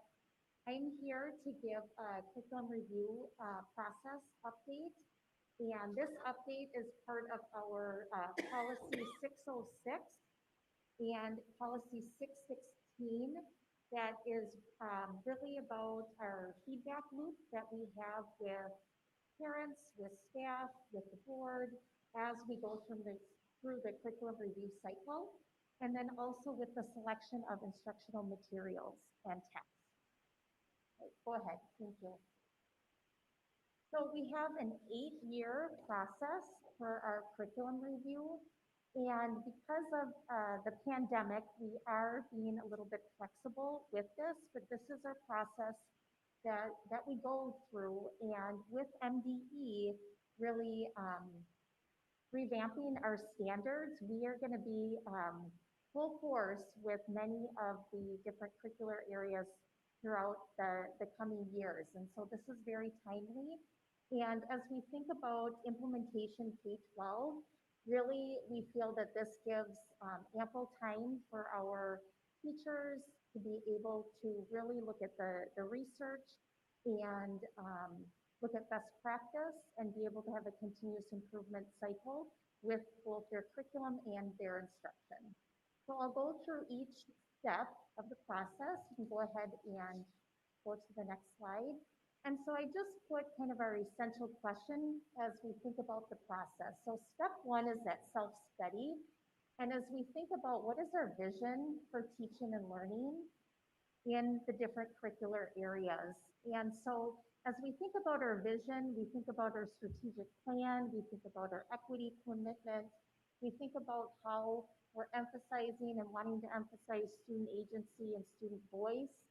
And so with that visioning process, we work with our educators and we look at data, we conduct a needs assessment, see where there's gaps. And we also look at the current research, we analyze what other districts are doing, in the state and nationally. We look to MDE and our national standards. And then we also identify professional learning for our educators so that they feel like they're equipped with the knowledge in both curriculum and pedagogy to align our new standards with our curriculum. And then also in the self-study is when we research and select our instructional materials. So this is when we've done some work with the standards, we look at our framework, and then we're looking at different curricular companies, we're looking at different instructional materials, consumables for our kids to be able to purchase things that really will align with our new vision. And I will tell you that the instructional materials have changed over the years, and the common textbook still exists, but there is a lot more of the online learning and student accounts that you'll see. And, a silver lining in this pandemic is both our teachers and our students have had a taste of what that curriculum could look like virtually, in a hybrid, and in person. And so I think that's going to help us to adapt to those changes with the curriculum. You can go to the next slide. Step 2 is plan and develop. So we think about what do we want all of our students to know and be able to do, and how will we know that they learn it. And so this is really where we're taking and looking at the standards and aligning our curriculum vertically and horizontally. I do want to point out this is an opportunity for us to really dive into our culturally responsive instruction and our inclusive curriculum, and that the work that we've been doing with our curriculum leaders and that we will continue to be able to expand to all of our teachers.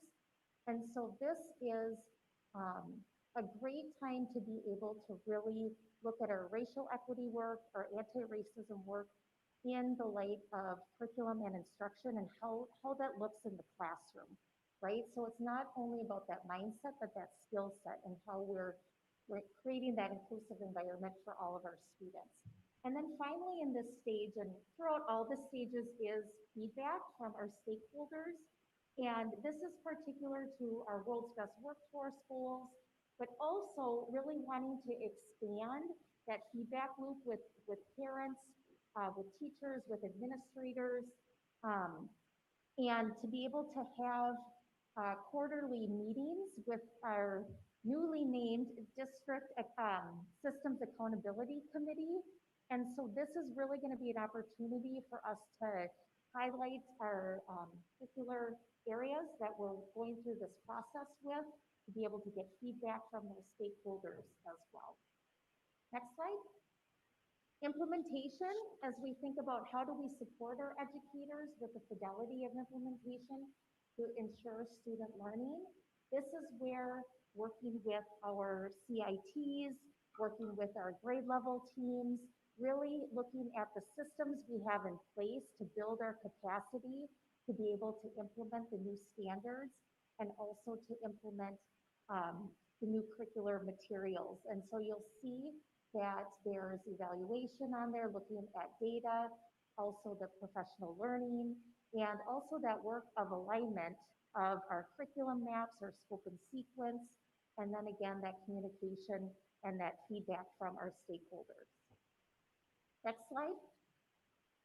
And then finally, this is a 4-year process, and this is really our continuous improvement cycle. And as we think about how our different curricular areas are really setting goals to drive continuous improvement for instruction and for learning, where we're able to really look at our formative and summative assessments to ensure that we're guiding our implementation and adapting our instruction to meet our students' needs. Next slide, please. I apologize, this is really hard to see. We are going to put this up on the website, and know that this unfortunately is changing as the pandemic and MDE gives us guidance on when the standards need to meet full implementation and when those MCA 4s will go into effect. So I believe if you look at the very bottom in gray, you'll be able to see where the revisions took place with MDE, starting in 2018 with the art standards, the physical education standards, and then the science standards. And then you'll see the upcoming language arts, social studies, and mathematics. But then you'll see when MDE is saying this is when you need to have full implementation and teach those new standards. And I believe now our language arts now has moved to 25, 26. So I'll have to make that update.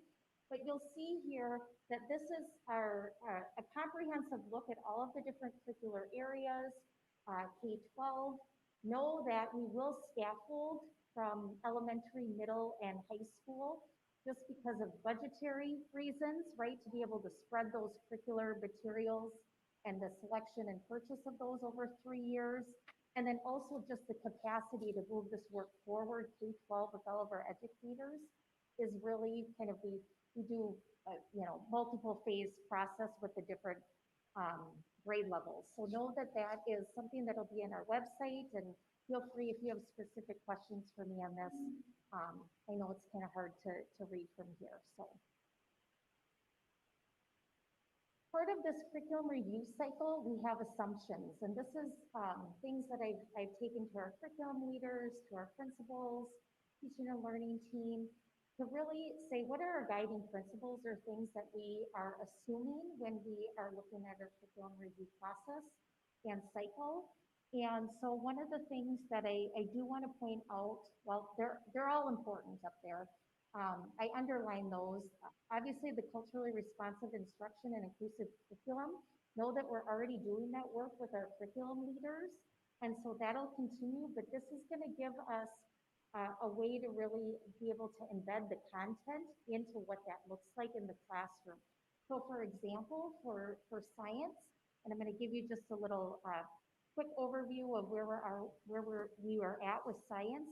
We are really going to prepare our teacher leaders and our science educators to be able to address systems level achievement disparities in STEM. We are applying to be part of the Page Leadership Institute in the Science Museum. And so we'll have a few of our science leaders, K-5, go through that intensive training and being able to bring that back to our science group. And then also, we're going to be working with a consultant from the U of M who really addresses equity and science education as we look at all standards, all students. And so that's just one example of how we're really taking a look at our racial equity work within the content area. So for K-5 science, we do have our vision. All students are engaged in creating explanations for the causes of phenomena and motivated by curiosity to understand the real world. So you'll just see this is kind of the process that we're going through with our self-study with a group. I have an amazing group of 12 K-5 educators who have committed to doing this work, and we have 2 instructional coaches that are really helping to lead this work. And so you'll see how we go through this process. And then after that implementation will be that continuous improvement cycle. And so I just wanted to highlight that. With the self-study, this year we are looking at a variety of curricular resources, and our teachers are going to be piloting 3 or 4 different curriculums that they're going to take a look at, and we really take it through an extensive rubric, and we look through it with an equity lens, we look through it with aligning to our state standards for science education. And so this is the plan that we have been able to do even in this time of the pandemic. We've had many virtual meetings, but we've been able to get this work done. So this is K-5, and then we can go to the next slide. For 6-8 science education, we're actually in that second phase. And so as we look at the plan and develop of our standards, we are taking an approach where we will start, and you're aware of this, at 6th grade with earth science, and then life science the following year, and then finally the physical science. And as we look at the professional learning that has taken place for 6-8, and that will continue, and then also the adoption of the science curriculum, Amplify Science. And really this is a different way of looking at science. It's really kind of going from learning about science to really thinking like a scientist, and really using this phenomena-based instruction to guide the students' learning. So super excited, and the teachers are really excited about this as well. Great. Any questions? So I have a question about PD funding. I know that the state used to require districts to set aside 2% of their budgets for funding, and they don't do that anymore. So do we do that here still? And how are we looking for PD funding? Because I know that we don't get it from the state for implementation of new standards. Yep. So we have been working very closely with our finance department and Mr. Wald and Ms. Johnson to help us with this endeavor of not only curricular resources, but professional learning. And so I really feel the district has made a commitment to make it a priority. And then also through district funds, and I believe with that, we're able, and I wrote this down, able to use the capital project levy funds, and then also our operating capital funds to help support that work. And then we also have Title II funds, which are staff development funds, which we're able to, we really have broad goals around literacy and math, where we're able to supplement some of those professional learning opportunities with funding from Title II as well. Okay, thank you. I appreciate that, and I feel that this is something that MDE and the state really should be covering. If we have new standards that need to be implemented, the state should provide more funding. So I really appreciate that the district is making an effort to ensure that our teachers get the learning that they need. Because education changes all the time. So one thing I would add is that there was the 2% set aside, then it went away and it's back. Oh, good. So we do the 2% set aside, so Okay. part of it goes to the sites, part of it stays district-wide. Okay, good. I'm glad to hear that. Thank you. Kind of following up on that same thing, and I had been reading about the 2%, and AMSD puts a lot of that stuff out. I'm just wondering, if the new framework you have provides space for teacher-driven staff development. And I remember when we had building teams at each level, and that kind of helped fill the niche of the specialists that wanted to go to a specific conference or workshop and bring it back to their team. And I was hoping that that wouldn't go away. You've got marvelous things at the district level, but there's always something in special areas that's very unique and wouldn't be offered at a district level, but would be really valuable for the team. So are we going back to that? Have we left it?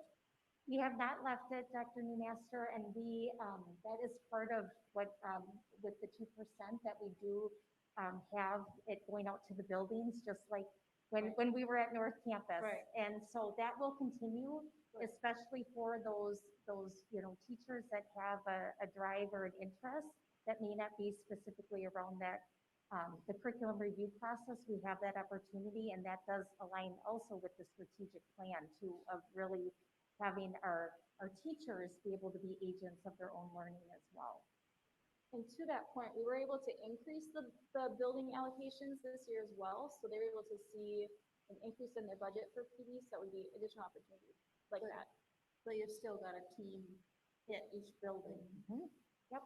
And let's see, then I read through this several times. It is complicated. You've done a lot of work. I just wondered a couple things. What is the actual makeup of the curriculum review team? You talk about teacher leaders.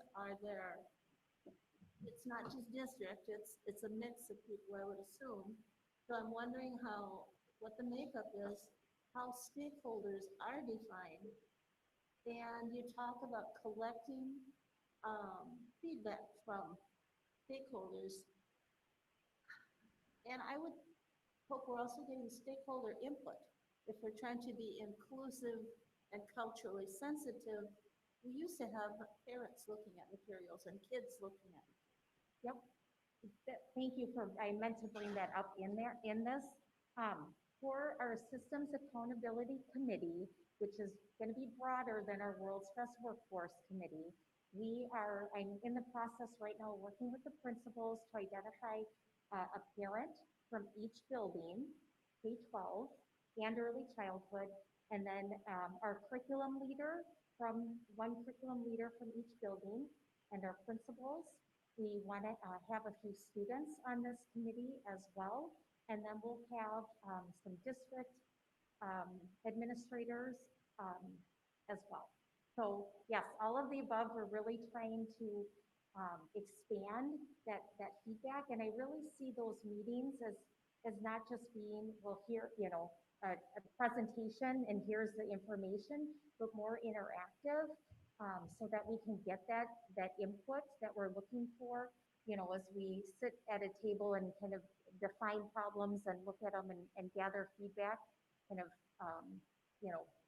on a level playing field, so it doesn't just feel like here's what the district is doing, but that it's true feedback and true kind of collaboration.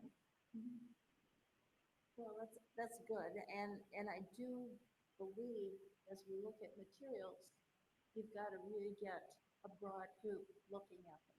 And I hope if there's any media people available, that they're involved, because that's part of the life is how do you get everything well represented, inclusive, and culturally sensitive.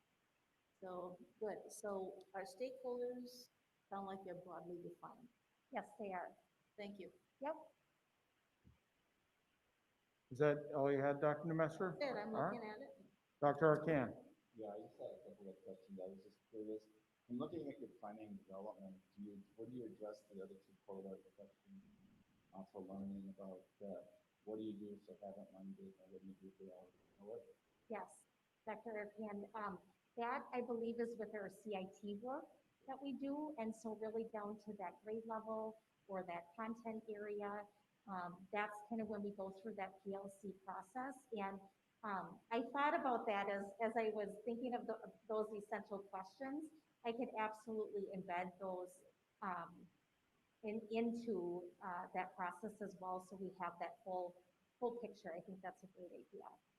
And I guess the other question I have is, how do you record this as you're putting it together so that when a new teacher comes in, you can give them the curriculum to follow so they understand Yep. what the learning targets are, or, you know, what they can do to implement. Yep, great question. So we've developed Google, they're not folders, but they're, it's within Google, and there's a, I'm trying to blank on what it is, but it's more than just a folder. It's basically, no one's the owner and everyone in that content area has access to it. And so that's where our curriculum maps will be going. And so any new educator that we have, they have access to those folders as we develop those curriculum maps. And then the nice thing is with Google and our technology, we're able to link the assessments, you know, we're able to link all those things. So it's kind of on that one page where everything is at. And then also K-5, we also have a teaching and learning website for our K-5 educators, just because of all those interdisciplinary content areas.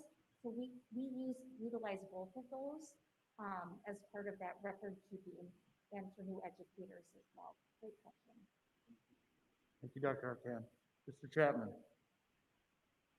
Correct me if I'm wrong, but, and maybe you had mentioned this previously and I missed it. The System Accountability Committee is going to replace the World's Best Workforce Committee, correct? Correct. Okay. And Dr. Gillespie, I believe, if I remember right, in a policy committee meeting recently, we talked a little bit about that with regard to policy being revised. Maybe I'm getting off a little bit in a tangent, but as far as in the past, I know we've had kind of a hard time getting, you know, parents, community members involved in the World's Best Workforce Committee, and before that, I can't remember what the name was. How are we going to, I mean, do you have any ideas on how we're going to try to you know, get more interest and participation in that System Accountability Committee? Yeah, so I met with the principals at the principal meeting last week, and we had a great conversation of really, you know, we feel that our families know our principals the best, more so than some you know, lady from district office inviting them to a accountability meeting.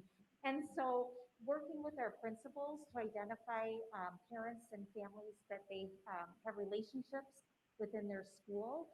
And also we talked about really bringing in a diverse perspective of what we're hoping for with this committee. We don't want everyone to be like-minded and think exactly the same, because that's not going to get us anywhere. And so we also had that conversation.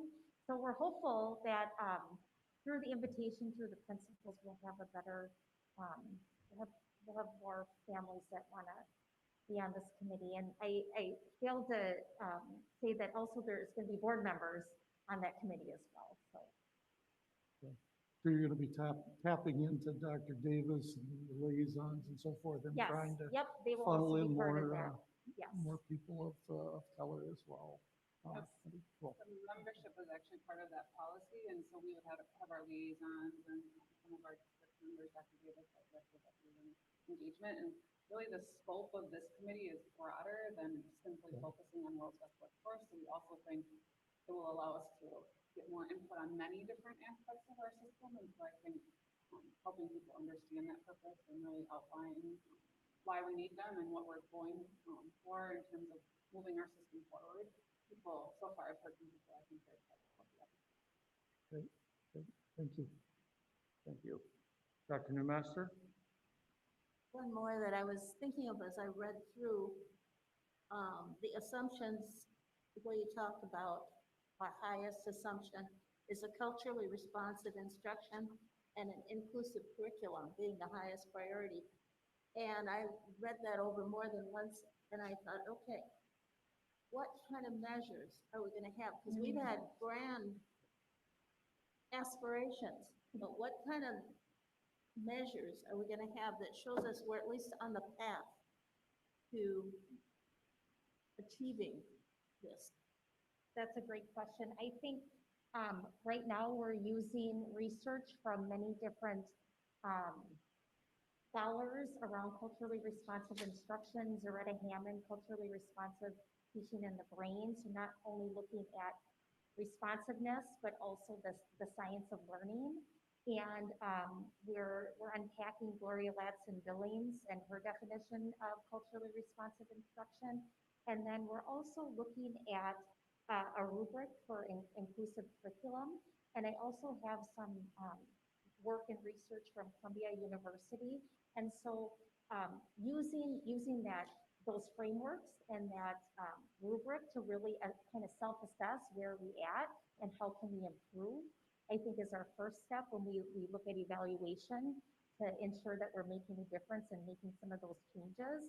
And then also, I think also, talking with our students and feeling like they feel like there's changes being made and that they're part of those solutions as well. I just think it's important to have some measures, and I do think, as we talk about our stakeholders, input and feedback should be, can be part of that. Thank you. Thank you. Other questions, comments? All right, thank you all very much. Thank you for the update. Unless there's anything you guys else you have. I have a final agenda item. Well, we've got two more, but we will now move to that agenda item, which is, pardon me, my glasses are fogging, is the 2021-22 school calendar. Dr. Gillespie. Hello, everyone. Good morning, members of the board. I'd like to have a conversation with you about our school calendar for next year, 21-22. You voted on the first day of school, actually at the end of the school year last year. And right now, the first day of school for our 6th through 12th grade students is Tuesday, September 7th. And then 1st through 5th grade would be Wednesday, September 8th, with kindergartners starting Thursday, September 9th. It was brought to my attention that the Rosh Hashanah holiday, Jewish holiday, is September 6th through the 8th.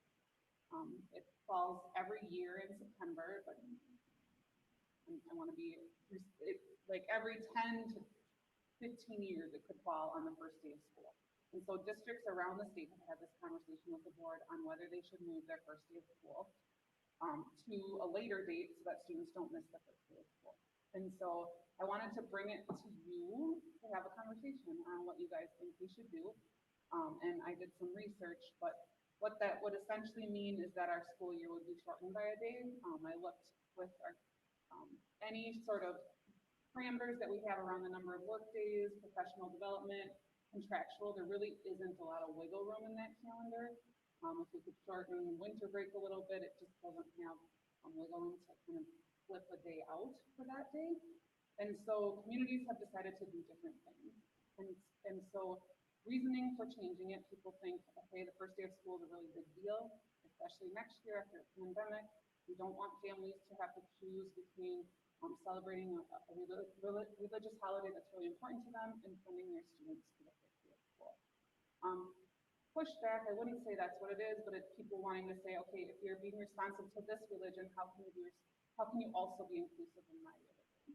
And we obviously always, we talk about it, we want to be inclusive, and then it's making sure that we can have our school calendar, with the number of instructional days that we need. And so how do we make sure that we're balancing all of that and in a way that feels good for our community? And so knowing that historically calendars have had days off around Christmas, and that's frustrating for families that find Christmas. And so that is back and forth in terms of conversation around it. Some districts have decided to move this first day of school, and some have decided not to. So I'll tell you what decisions, just so you have it in your head. Mounds View and Roseville in our conference have decided to start school on Wednesday, September 8th. Stillwater in our conference will be continuing to start on Tuesday, September 7th. South Wash actually starts before Labor Day.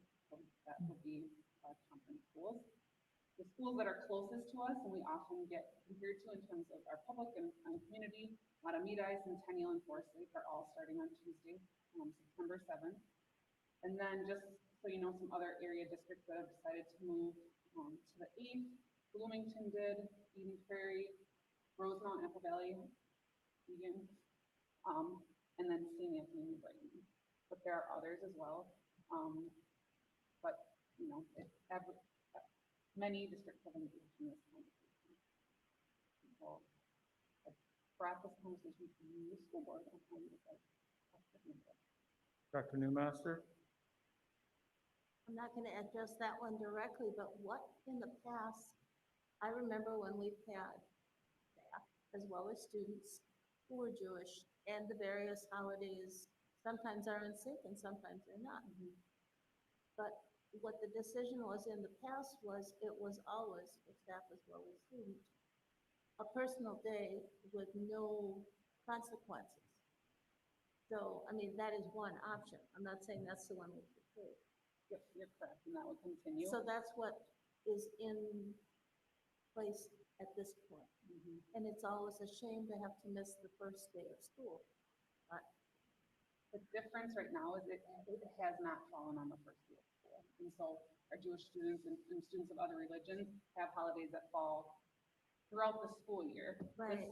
The significance is this falling on the very first day of school and that it won't happen again for more than 10 years. it must have been there before, we just didn't notice. If it's every 10 years. It was, if it was a really long time ago, because this is a newer conversation that districts are having. Right, And then right. when I've talked with a few of our staff members, they've explained that the chances of this happening again are Right. multiple years away. Yep. Right.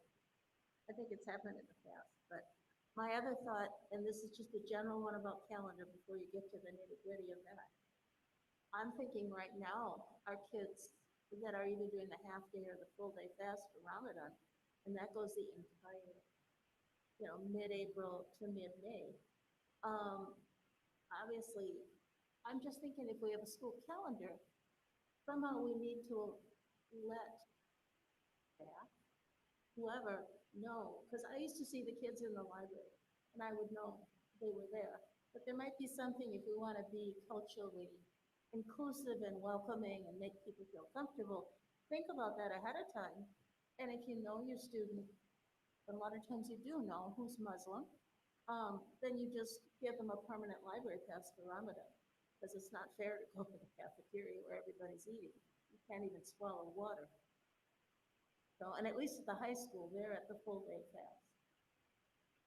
Our administrators have, our administrators do let the teachers know, and I think each year we get better at explaining the significance of that. It doesn't even hurt to impacts just learning. put it on the calendar sometime. And acknowledge different non-Christian holidays.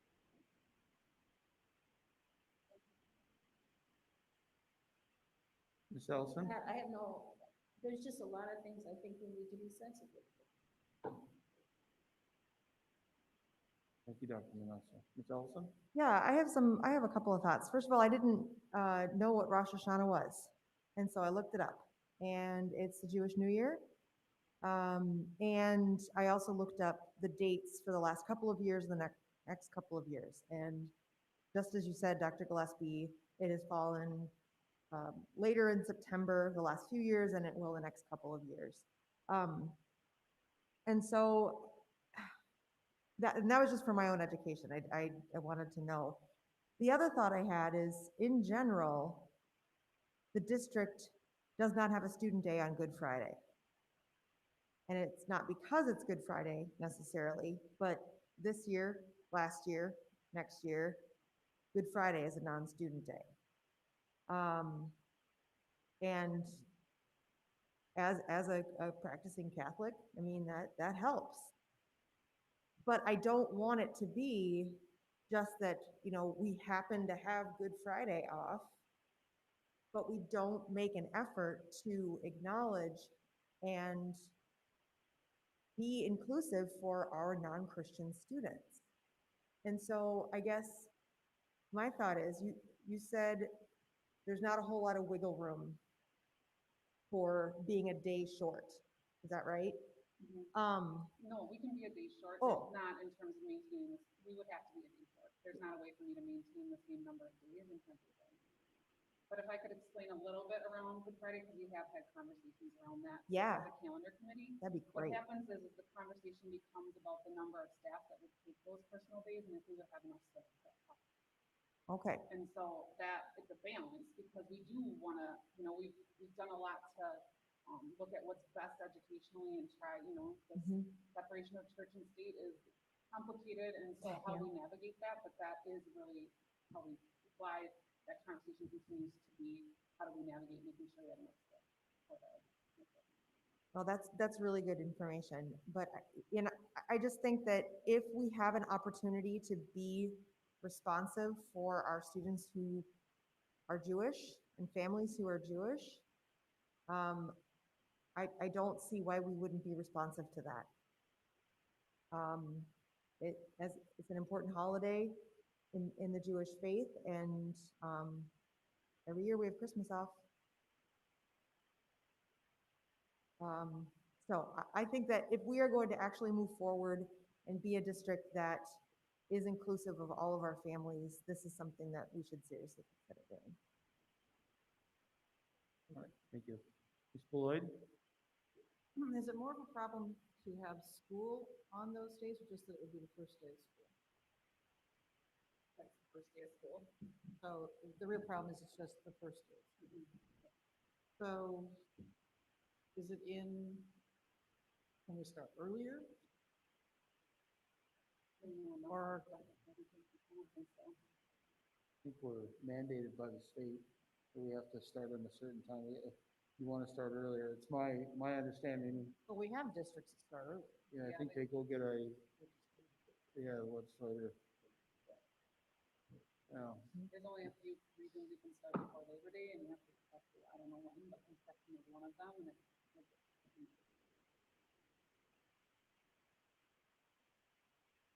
So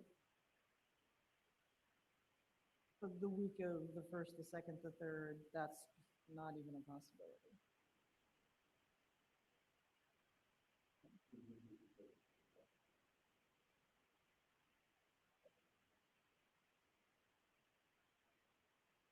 Right.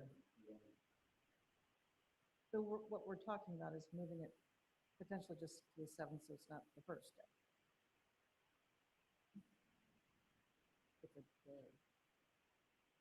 If we're going to be responsive to these types of things with different religions and trying to, I don't see it as a whole lot different than taking off Christmas. So if it's the first day of school and it falls on a high holiday, it's kind of seems like the thing to do to avoid starting on that day. Thank you, Ms. Beloit. Dr. Newmaster, I'm going to go to Dr. Arcan first because of just the order. I just had a thought, and it's not the most ideal, but like October 20th, we've got to start development day. So I know we've had this discussion before, and I know on my other agenda, can we move that staff development day to that first day? Not the greatest, but you get that, you have to plan for it, and then you make that 20th a student contact, right? And that would solve that issue, it would cause other issues, but that's one way of thinking about it. Any of those staff development days can be moved, and like, we haven't had to do that this year, this pandemic, it makes sense.